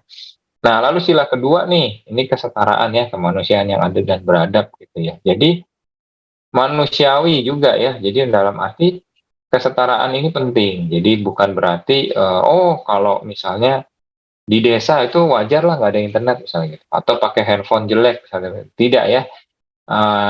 Internet digital itu hak setiap daripada kita gitu ya. Jadi semua wajib dipasang dan menggunakannya ya, menggunakannya dengan baik dan bandwidth dan sebagainya kencang juga gitu ya, kuat dan bagus gitu ya. Nah, lalu juga sila ketiga nih, harmoni ya, persatuan Indonesia ya. Jadi utamakan kepentingan Indonesia ya, bangsa dan negara di atas kepentingan pribadi dan golongan nih. Nah, ini sila ketiga dan sila keempat nih santer nih, bahkan sangat kuat gaungnya nanti sebentar lagi gitu ya, karena sebentar lagi ada pemilu ya, di tahun-tahun politik ya. Nah, teman-teman bisa lihat ya, seperti yang lalu 2019 ya, politik identitas itu sudah ekstrim ya, teman-teman, sudah tidak baik menurut saya ya, karena harmoni sudah hilang ya, saling caci maki, saling menghina, membawa-bawa nama sara ya dan sebagainya ya. Dan ini yang fatal ya. Nah, ini yang kita perlu pentingkan. Boleh silahkan pemilu, silahkan berpendapat di ranah digital, tetapi tidak perlu saling menjelekkan dan menjatuhkan satu sama lain calon ya.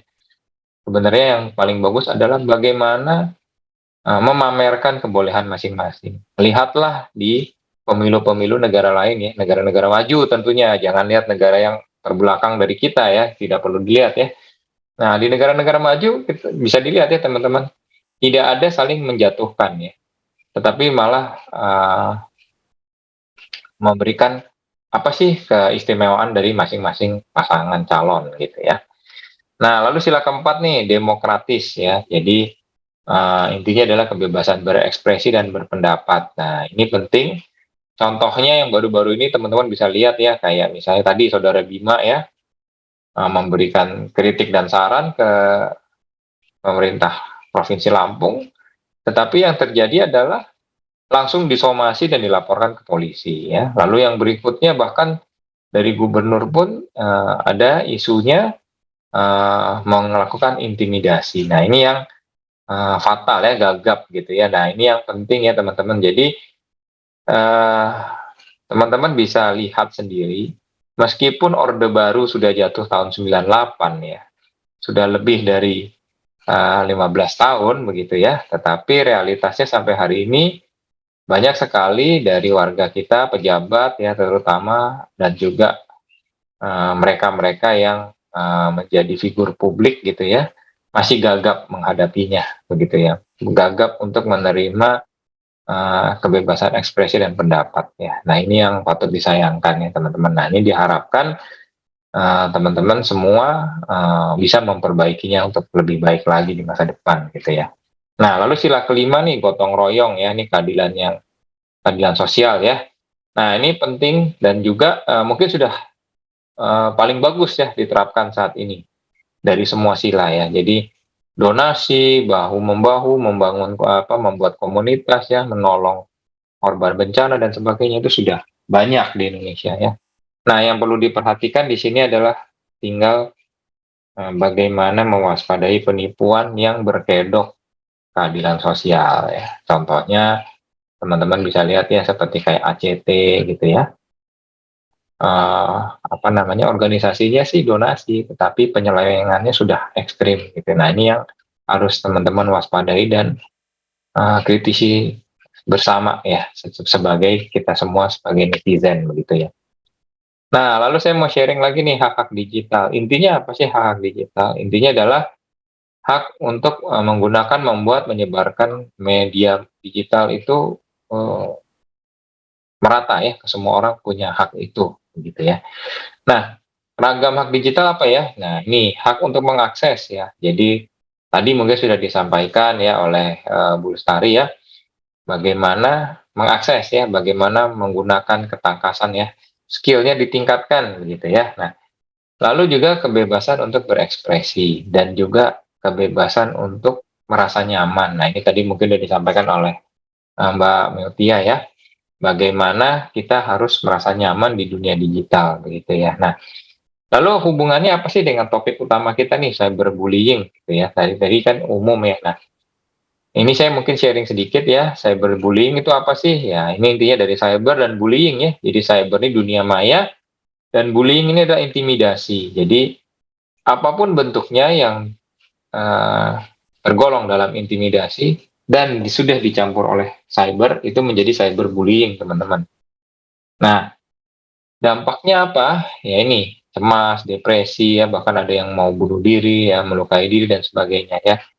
Nah, yang perlu diperhatikan sekali adalah lidah itu lebih tajam daripada pedang, teman-teman. Jadi waspadalah dengan apa yang Anda ketik. Jadi kalau mungkin dulu ada istilah lagi mulutmu harimaumu ya.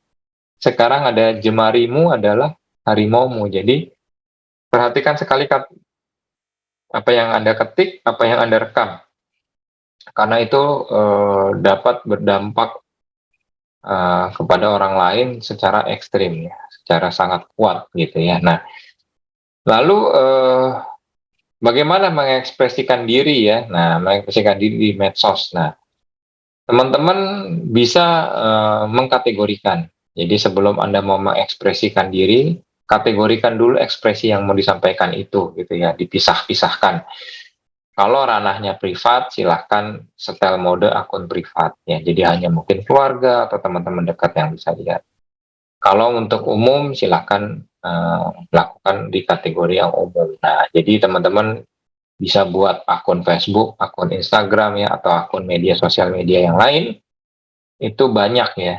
Pisah-pisahkanlah ya. Ini saran terbaik saya gitu ya. Jadi pisah-pisahkan. Jadi kalau teman-teman mau sharing mengenai acara keluarga atau apa ya, lakukanlah dengan ranah privat. Jadi tidak sembarang orang bisa melihat ya. Jadi kalau di Instagram harus add friend dulu misalnya begitu ya. Nah, baru bisa melihat gitu. Jadi lebih spesifik. Nah, waspadai juga dengan data-data Anda ya. Misalnya alamat rumah, bentuk rumah ya. Saudara-saudara, anak misalnya, atau kakak, adik, ya, orang tua. Nah, ini harus diwaspadai karena itu bisa menjadi target tujuan orang lain. Jadi misalnya teman-teman ada foto keluarga, lalu ada orang tuanya mungkin figur publik misalnya ya. Nah, menjadi sorotan dan sebagainya. Ya, nah ini harus diwaspadai bersama. Nah, untuk pengaduan-pengaduan bisa dilakukan di sini ya, ada KPAI, ada Kemen PPA, ini pemberdayaan perempuan dan anak ya. Jadi silakan aja, atau di Kemenkominfo juga bisa nih, di aduankonten.id ya, silakan aja ya. Nah, apa sih bedanya bullying dan cyberbullying? Kenapa menjadi topik utama ya? Jadi nggak mentang-mentang dari Kemenkominfo lalu ya udah jadi cyberbullying gitu ya. Kalau yang lain kok enggak gitu ya. Nah, jadi intinya sebenarnya cyberbullying itu jauh lebih berbahaya daripada bullying. Bullying itu harus tatap muka, teman-teman, untuk melakukannya.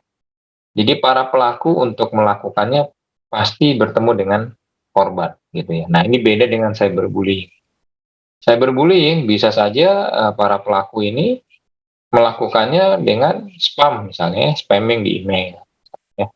Atau melakukan secara tersembunyi dengan cara bagaimana?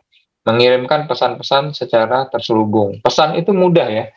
Bisa saja melalui iklan baris, bisa ya melalui Telegram, bisa ya. Misalnya nomor handphone diganti gitu ya, menggunakan banyak nomor handphone.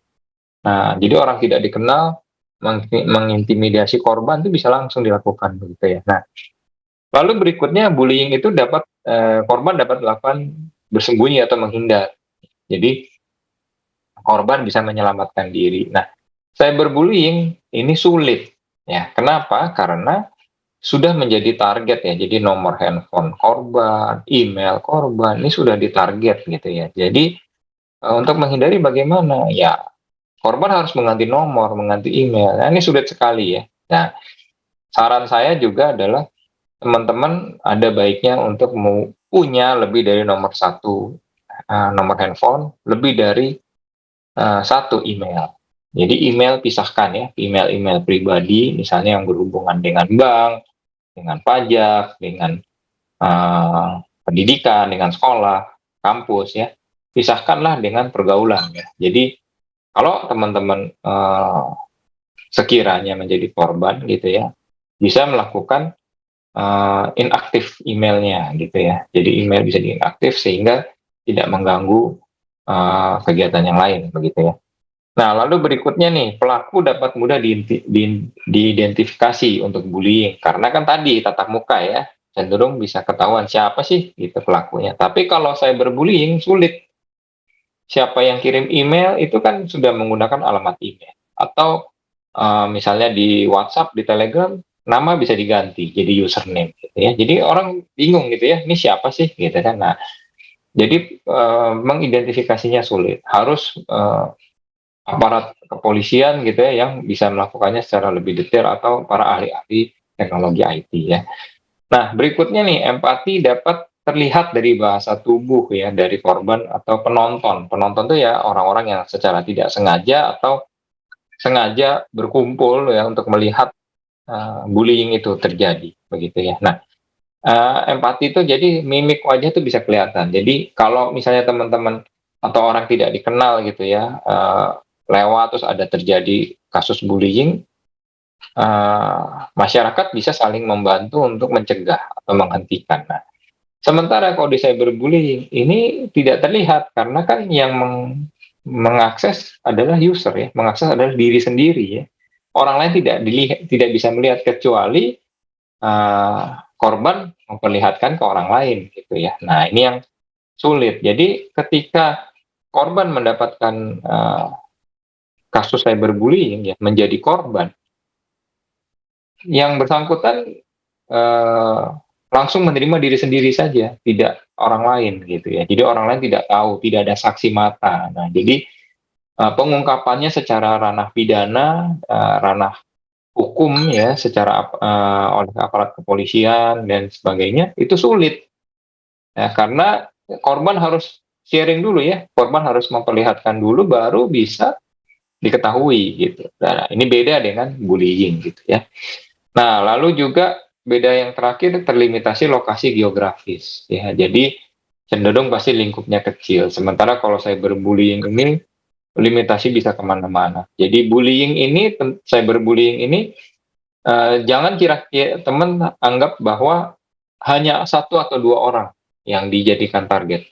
Cyberbullying bisa menargetkan kelompok golongan tertentu, ya, tergantung dari konten. Ya. Nah, cyberbullying yang kelompok golongan tertentu ini targetnya itu contoh paling gampang ada terjadi di saat tahun-tahun politik ya, apalagi dengan politik identitas. Nah, cyberbullyingnya sangat mudah di-sharing ya, terdistribusi ya, dan pemerintah pun sangat sulit untuk menangkalnya begitu ya. Nah, lalu bagaimana dengan korban? Ya, ini teman-teman bisa lihat ya, 45% anak di Republik ini sudah jadi korban. Tanpa sadar ya, sudah 45%. Ini berarti bisa dipastikan satu dari dua anak di Indonesia sudah jadi korban. Nah, ini mengapa digaungkan sekali dari Kemkominfo untuk dicegah begitu ya. Nah, ini teman-teman bisa lihat ya dampaknya ya. Dan yang paling parah nih sudah mulai banyak orang yang bunuh diri. Ini contohnya aja nih artis TikTok ya nih di India ya. Ini bunuh diri usia 17 tahun. Padahal sudah jadi artis ya, sudah mungkin memiliki pendidikan yang cukup baik ya. Tapi dampak cyberbullying sebegitu ekstrimnya ya sampai melakukan bunuh diri begitu ya. Nah, contoh-contoh cyberbullying seperti apa? Nah, ini saya mengutip dari UNICEF ya. Tadi dari Mbak Cut Mutia juga udah sampaikan ya, ada 9 ya. Nah, intinya dari ini semua adalah kalau dari sisi pilar budaya adalah teman-teman pastikan hal-hal seperti ini jangan menjadi budaya kita gitu. Jadi sebelum teman-teman membuat konten, mengirim pesan dan sebagainya, pastikan 9 hal seperti ini tidak ada. Jadi misalnya mau menyebarkan kebohongan. Nah, ini kan artinya mau menggosip nih ya, istilahnya gitu ya. Nah, ketika teman-teman mau menyampaikan ke seseorang, ini termasuk dalam menyebarkan kebohongan atau enggak ya? Kalau iya ya jangan dikirim. Jadi hentikanlah dari sekarang gitu ya. Lalu mengirim pesan mengancam menyakitkan ya. Ini contoh kayak kasusnya Mario Dendi dengan David Ozora ya. Nah, ini kan ada terdakwa ya, Agnes ya. Nah, ini pihak Agnes ini kan yang mengirimkan pesan justru kan yang mengintimidasi di awal sebelum terjadinya penganiayaan. Nah, hal seperti ini yang mau tidak mau teman-teman ya yang menghentikannya sendiri gitu. Jadi yang bersangkutan sendiri yang bisa menghentikan. Nah, ini yang sulit ya. Beda dengan bullying. Kalau bullying teman bisa saling membantu untuk menghentikan. Tapi kalau saya berbullying, kuncinya ada pada diri sendiri. Nah, ini yang sulit ya. Jadi diri sendirilah yang harus menghentikan budaya seperti ini, begitu ya. Lalu juga mengucilkan, mengecualikan. Nah, ini paling sering nih terjadi pada teman-teman yang sekolah, yang kuliah nih sekarang ya. Jadi jangan membeda-bedakan teman ya. Jadi jangan mengucilkan nih kalau mau main game, mau misalnya jalan-jalan bareng atau apa, dibatasi begitu ya. Nah, ini sudah sebenarnya sudah mengarah ke cyberbullying begitu ya. Nah, lalu juga kadang sering juga tanpa sadar nih ya, bikin grup di WhatsApp grup, di Telegram grup misalnya gitu ya. Nah, awalnya sih mungkin buat ledek-ledekan ya, buat iseng-iseng gitu. Tapi lalu kemudian lama-lama menjurus ke cyberbullying. Nah, ini yang harus di-stop ya. Jadi kalau ini mungkin bisa saling menjaga ya. Jadi kalau ada teman yang sudah mulai ke arah sana, teman-teman bisa cegah gitu ya. Nah, dan lain-lain ya. Ini juga akun palsu. Nah, ini kan sudah bermotivasi ya. Jadi jangan bermotivasi ke sana gitu ya. Nah, lalu untuk simpelnya buat diri sendiri bagaimana ya? Tentunya lakukanlah blog dan report ya. Ini contoh-contohnya di Instagram, di Facebook dan di Twitter ya, ada fiturnya. Silahkan aja lakukanlah blog kalau sekiranya teman-teman menjadi target untuk cyberbullying ya, atau bahkan sudah menjadi korban ya. Blog saja dan segeralah laporkan ya. Nanti admin akan tentunya merespon ya, akan mengecek begitu ya.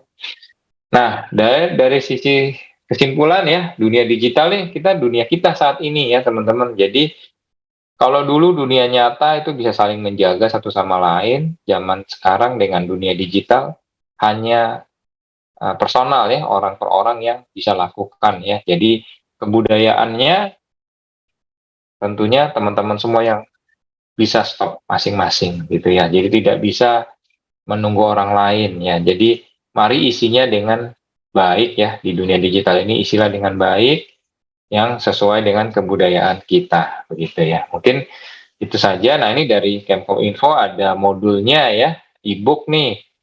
Bagus banget detailnya, silahkan di-download ya.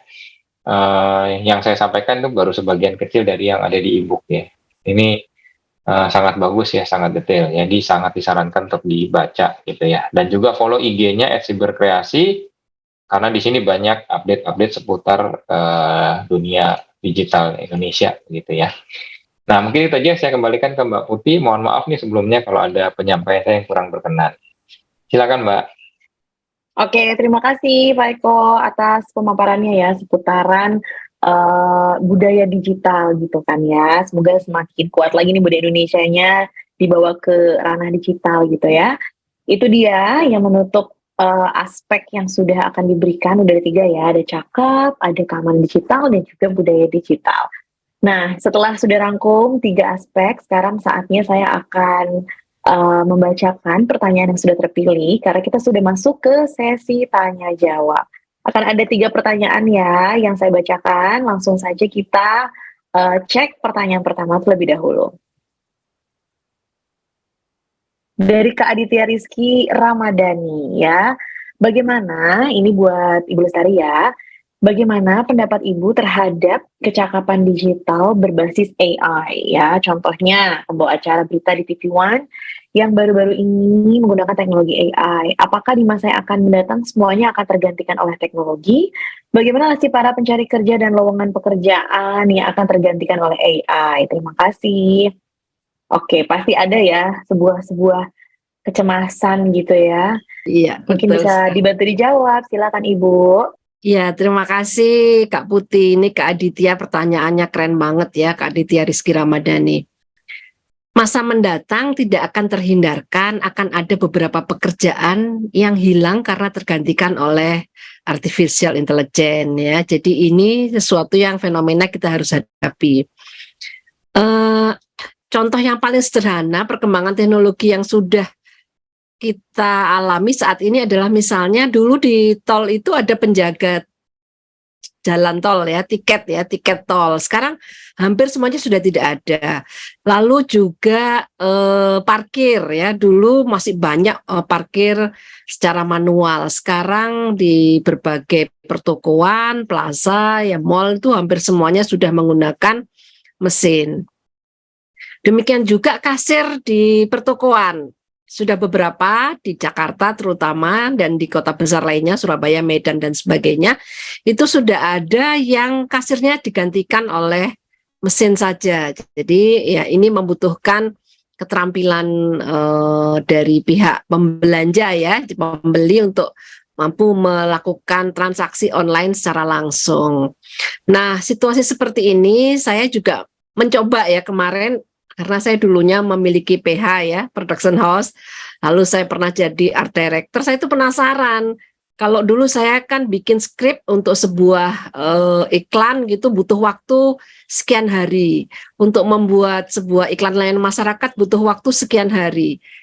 Kemarin waktu dicoba pakai artificial intelligence, iklan layanan masyarakat versi 1 menit dibuat draft iklannya itu hanya beberapa menit saja.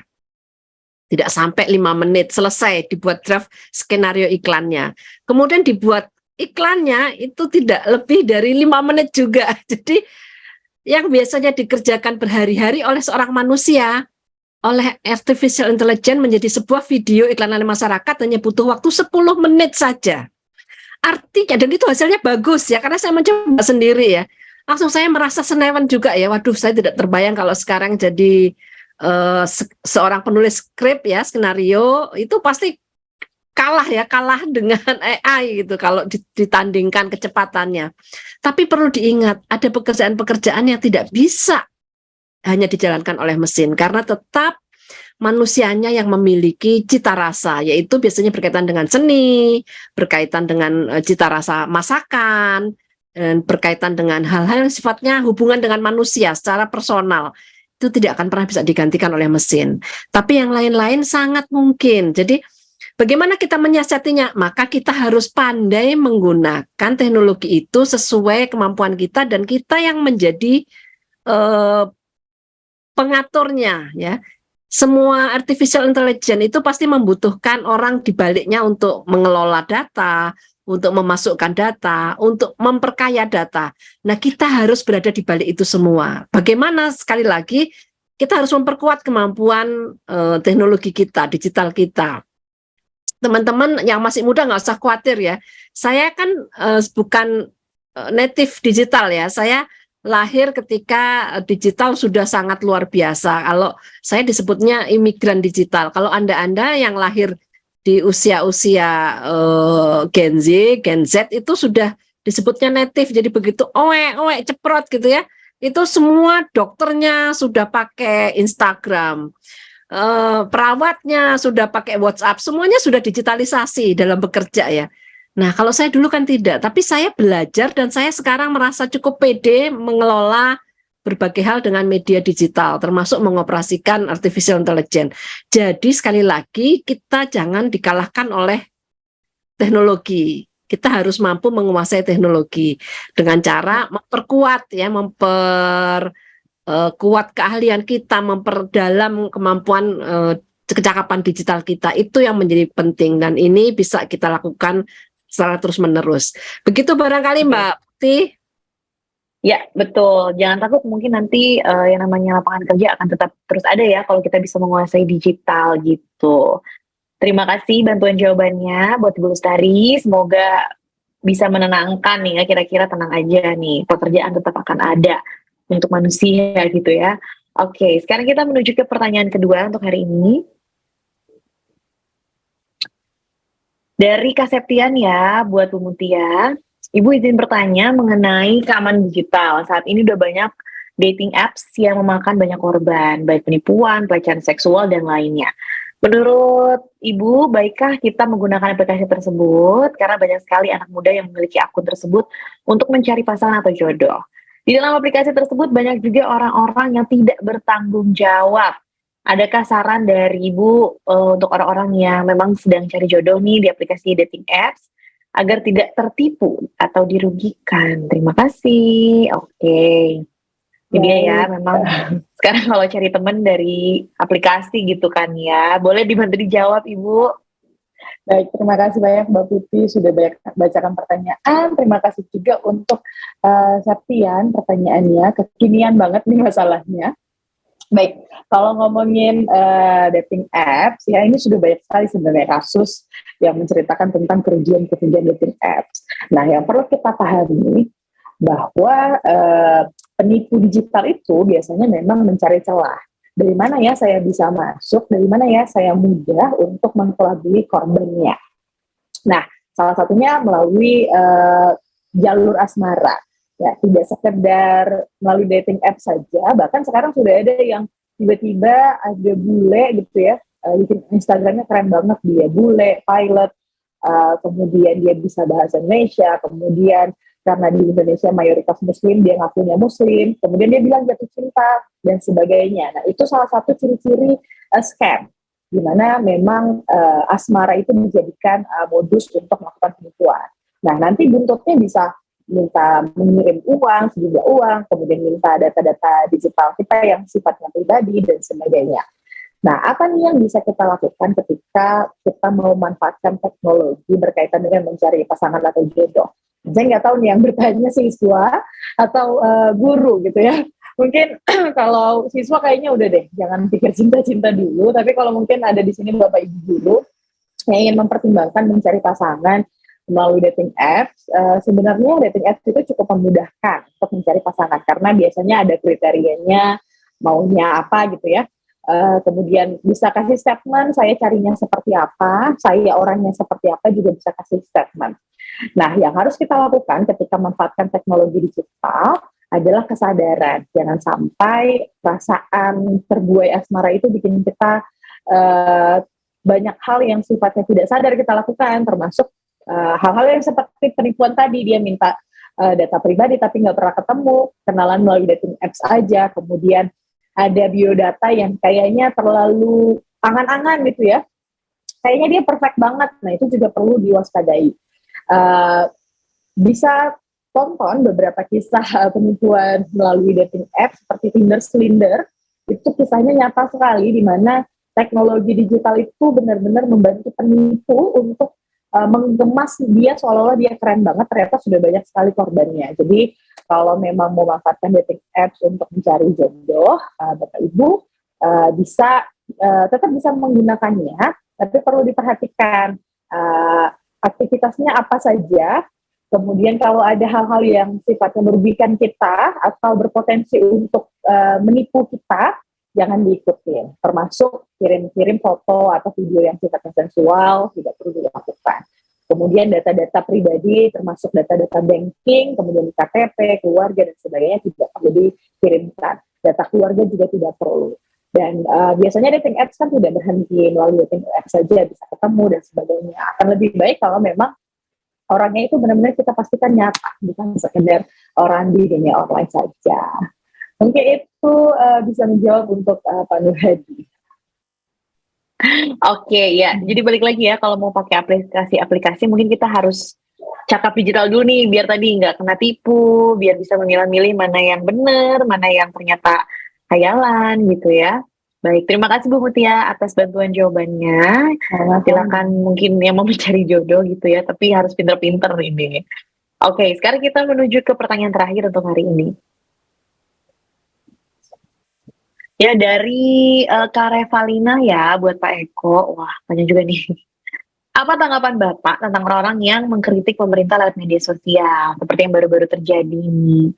Apakah sudah melewati kebijakan dalam mengekspresikan pendapat? Sebagai contoh, berita tentang jalanan di Lampung ya, diposting, terus akhirnya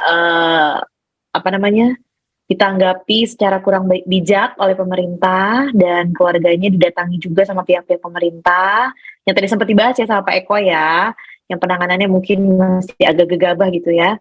Nah, menurut saya hal itu wajar dan memang hak masyarakat untuk memberikan kritik ya di ruang publik untuk pemerintah.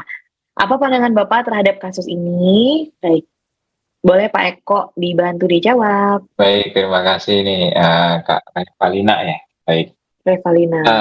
Pertanyaan menarik nih. Jadi, oke, kalau pendapat saya ya, Mbak Yaji, dalam mengekspresikan pendapat dari Mas Bima kemarin itu sebenarnya sudah bagus ya, sudah baik. Hanya saja memang masih ada saja sedikit kata-kata yang tidak sopan ya, seperti dajal lah dan sebagainya gitu ya. Itu yang menurut saya masih bisa diganti lah dengan kata yang lebih sopan gitu ya, nggak perlu sampai seperti itu begitu kan. Nah, itu yang pertama. Lalu yang kedua, memang di satu sisi pemerintah kita ini yang tadi saya sampaikan masih gagap ya, karena rata-rata dari mereka kan pejabat-pejabatnya mungkin usia 40-50 tahun ya.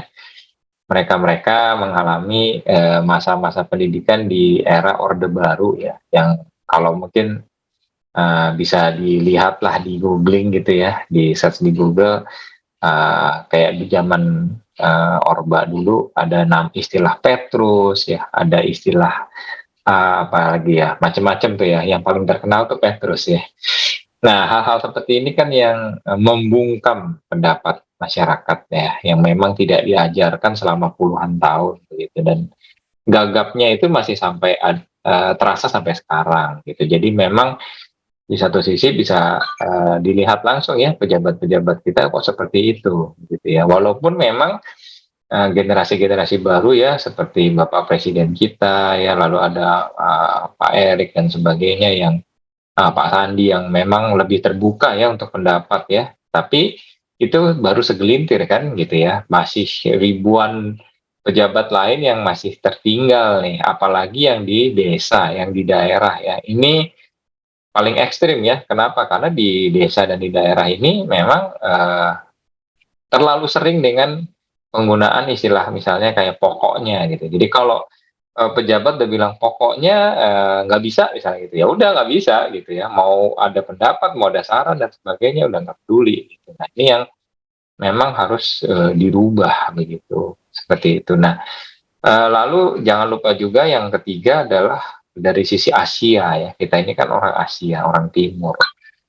Sangat jarang budaya yang menyampaikannya tuh langsung. Beda dengan Barat. Barat itu ngomong apa, manggil orang tua aja panggil nama ya, bukan panggil bapak ibu ya, panggil nama ya. Beda dengan di sini gitu ya. Jadi kalau dulu memang secara cara mengkritik, cara memberi saran itu di belakang layar dengan cara mungkin empat mata. Jadi pejabat bisa diberi kritik, diberi saran oleh mungkin satu atau dua tingkat bawahannya aja, atau mungkin atasannya yang bisa kritik. Jadi bukan rakyat jelata atau orang biasa yang bisa kritik gitu. Nah ini yang berbeda. Kalau di zaman sekarang digital kan udah nggak peduli gitu ya, dapat dengan mudah langsung dipotong kompas aja gitu. Nah ini yang juga masih harus beradaptasi begitu. Dan saya rasa harusnya pendapat dari Mas Bima ya, sebelumnya sudah banyak orang yang menyuarakan, tetapi ya tadi kembali tidak didengarkan. Nah, jadi mau nggak mau Mas Bima sampaikan seperti itu di ranah digital. Ranah digitalnya kan bisa dibilang ranah publik ya, jadi cukup memalukan sebenarnya. Gitu. Mungkin itu aja dari saya kembalikan ke Mbak Putih, silahkan. Oke, baik. Jadi tetap ya ada beberapa poin-poin yang harus diperhatikan gitu. Sebenarnya tidak 100% salah, tapi kita juga sebagai pengkritik juga harus tetap mengedepankan juga kesopanan gitu kan, dari bahasa lah tadi seperti itu. Baik, semoga cukup menjawab. Terima kasih untuk para narasumber yang sudah membantu, dan semoga pertanyaan-pertanyaan tadi juga bisa mewakili ya kebanyakan pertanyaan dari peserta untuk hari ini. Sekarang pastinya karena sudah 3 pertanyaan yang saya bacakan, kita akan menuju ke kesimpulan ya. Untuk itu saya akan panggilkan kembali ketiga narasumber kita untuk memberikan closing statement-nya. Oke, dari aspek pertama sampai ketiga, baik, akan saya panggilkan lagi. Kita akan mulai dulu pastinya dari aspek pertama ya. Dari Ibu Lestari, silakan closing statement-nya. Terima kasih Mbak Putih, saya hanya akan membacakan pantun saja ya. Jalan-jalan ke Jakarta, Banten dan sekitarnya, menikmati jajanan dan keindahan kota. Generasi muda semangat belajar digital literasi tak henti-hentinya. Digital literasi yang akan membawa Indonesia tetap jaya. Wah, luar biasa. Baik, terima kasih Bu Lestari. Boleh dilanjut ke Ibu Mutia? Oke, baik. Closing statement dari saya, teman-teman, perlu kita waspadai mengenai cyberbullying dan keamanan digital itu ada 2 hal. Jangan sampai kita menjadi korban, dan jangan sampai kita kebablasan dan menjadi pelaku. Jika ada indikasi kita menjadi korban, maka kita perlu terapkan 3 hal. Pertama, proteksi dari diri sendiri, kemudian laporkan ke orang tua atau orang dewasa terdekat, dan laporkan kepada Bapak Ibu Dewan Guru di sekolah. Ya. Baik, oke, siap. Terima kasih banyak. Sekarang Pak Eko terakhir. Baik, mari kita berikan budaya digital Indonesia yang tidak lagi terkontaminasi oleh cyberbullying. Ya, amin. Baik, semangat. Terima kasih ketiga narasumber ya, closing statement-nya. Itu dia buat para peserta, dan saya juga akan memberikan sedikit catatan saja ya buat hasil diskusi kita untuk sore hari ini. Dari Cakap Digital, kita sudah mengenal dasar-dasar cakap digital bagaimana, dan bagaimana cara memaksimalkan ya penggunaan mesin mencari dan aplikasi-aplikasi yang ada di ranah digital. Terus untuk aspek kedua, kita sudah tahu juga kompetensi keamanan digital. Salah satunya itu adalah keamanan bagi anak, dan ini yang nyambung sama cyberbullying. Ya, tadi sudah dijelaskan juga kira-kira dampak dari cyberbullying apa yang harus kita lakukan, apalagi nih sebagai orang tua dan juga pendidik. Ini dia peran kita sangat penting ya dalam pembentukan karakter anak-anak di dunia digital. Selanjutnya untuk budaya digital, tadi ada latar belakang ancaman budaya digital yang sudah diberikan, dan satu-satunya cara kita juga harus mengerti tentang hak digital dan juga kewajiban digital ya. Ada pula kompetensi budaya digital, kita harus tahu dan selalu berlandaskan dengan nilai-nilai Pancasila dan juga Bhinneka Tunggal Ika. Terus digitalisasi budaya, kita mencintai produk dalam negeri, dan pastinya mengetahui hak digital. Kesimpulannya tadi juga sudah diberikan kalau dunia digital dan dunia sekarang ini, jadi harus kita pelihara baik-baik ya untuk kemajuan dan perkembangan generasi penerus bangsa begitu. Oke, itu saja kesimpulan dari saya, dan sekarang saya akan memberikan pengumuman untuk 10 orang beruntung yang berhasil mendapatkan dompet digital. Ini dia nama-namanya. Selamat untuk para pemenang hari ini. Ada Aditya, ada Septian, Revalina, Dianti, Zian, Endah, Mahardika, Gilang, Fajar, dan juga Ibnu ya. Nanti akan dihubungi admin lebih lanjut, dan pastinya saya juga mengingatkan di Makin Cakap Digital 2023 ini, para peserta jangan lupa ya untuk mengisi link pendaftaran. Udah di-share lagi oleh admin, silakan dicek saja, diklik linknya, pastikan diisi dengan lengkap, nanti sertifikat elektroniknya akan dikirimkan ke email masing-masing, begitu ya. Tidak terasa sudah 2 jam kita membahas aspek-aspek dari literasi digital. Semoga bermanfaat ya. Saya ucapkan terima kasih untuk para narasumber, untuk netizen asik Indonesia, dan juga pastinya untuk ahli bahasa kita yang sudah menerjemahkan ya. Semoga bermanfaat untuk perkembangan teknologi ini, dan untuk itu akhir kata saya Putri Nisa Sasti izin undur diri. Selamat berakhir pekan. Wassalamualaikum warahmatullahi wabarakatuh. Salam literasi digital.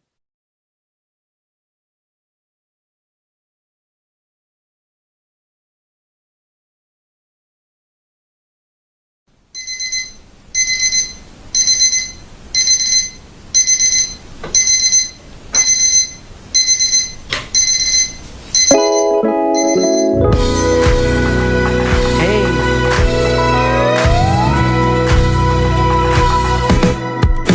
Hari ini, mulai hari ini, jangan lepas kesempatan di depan mata. Bebas mencari yang jadi inspirasi, bebas mencipta apa yang disuka. Telusuri, terus telusuri, bacakan tanda tanya dalam sanubari. Oh, temukan kuncimu tanpa ragu lagi. Masa depanmu penuh warna-warni. di dunia maya kita semua punya cerita.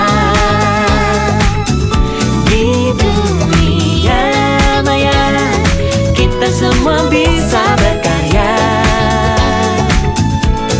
Selama dunia masih berputar, Selama hati masih berdebar, semakin cakap kita beri yang terbaik untuk dunia. Jangan lagi, oh janganlah lagi, tampilkan yang berbeda dengan jati diri. tiada lagi perundungan tak henti. Mari berlari bersama menggapai mimpi. Di dunia maya kita semua punya cerita. Di dunia maya kita semua bisa berkarya.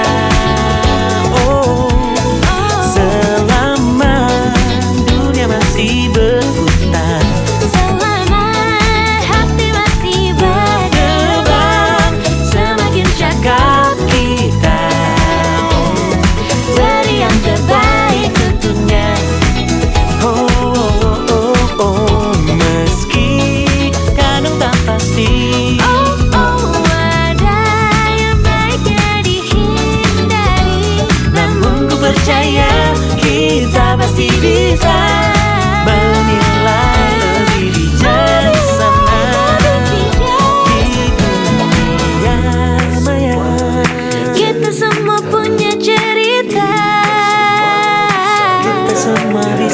berkarya, punya cerita bisa berkarya di dunia maya. Di dunia maya kita semua punya cerita. Di dunia maya kita semua bisa berkarya. Oh, selama dunia masih berputar, selama hati masih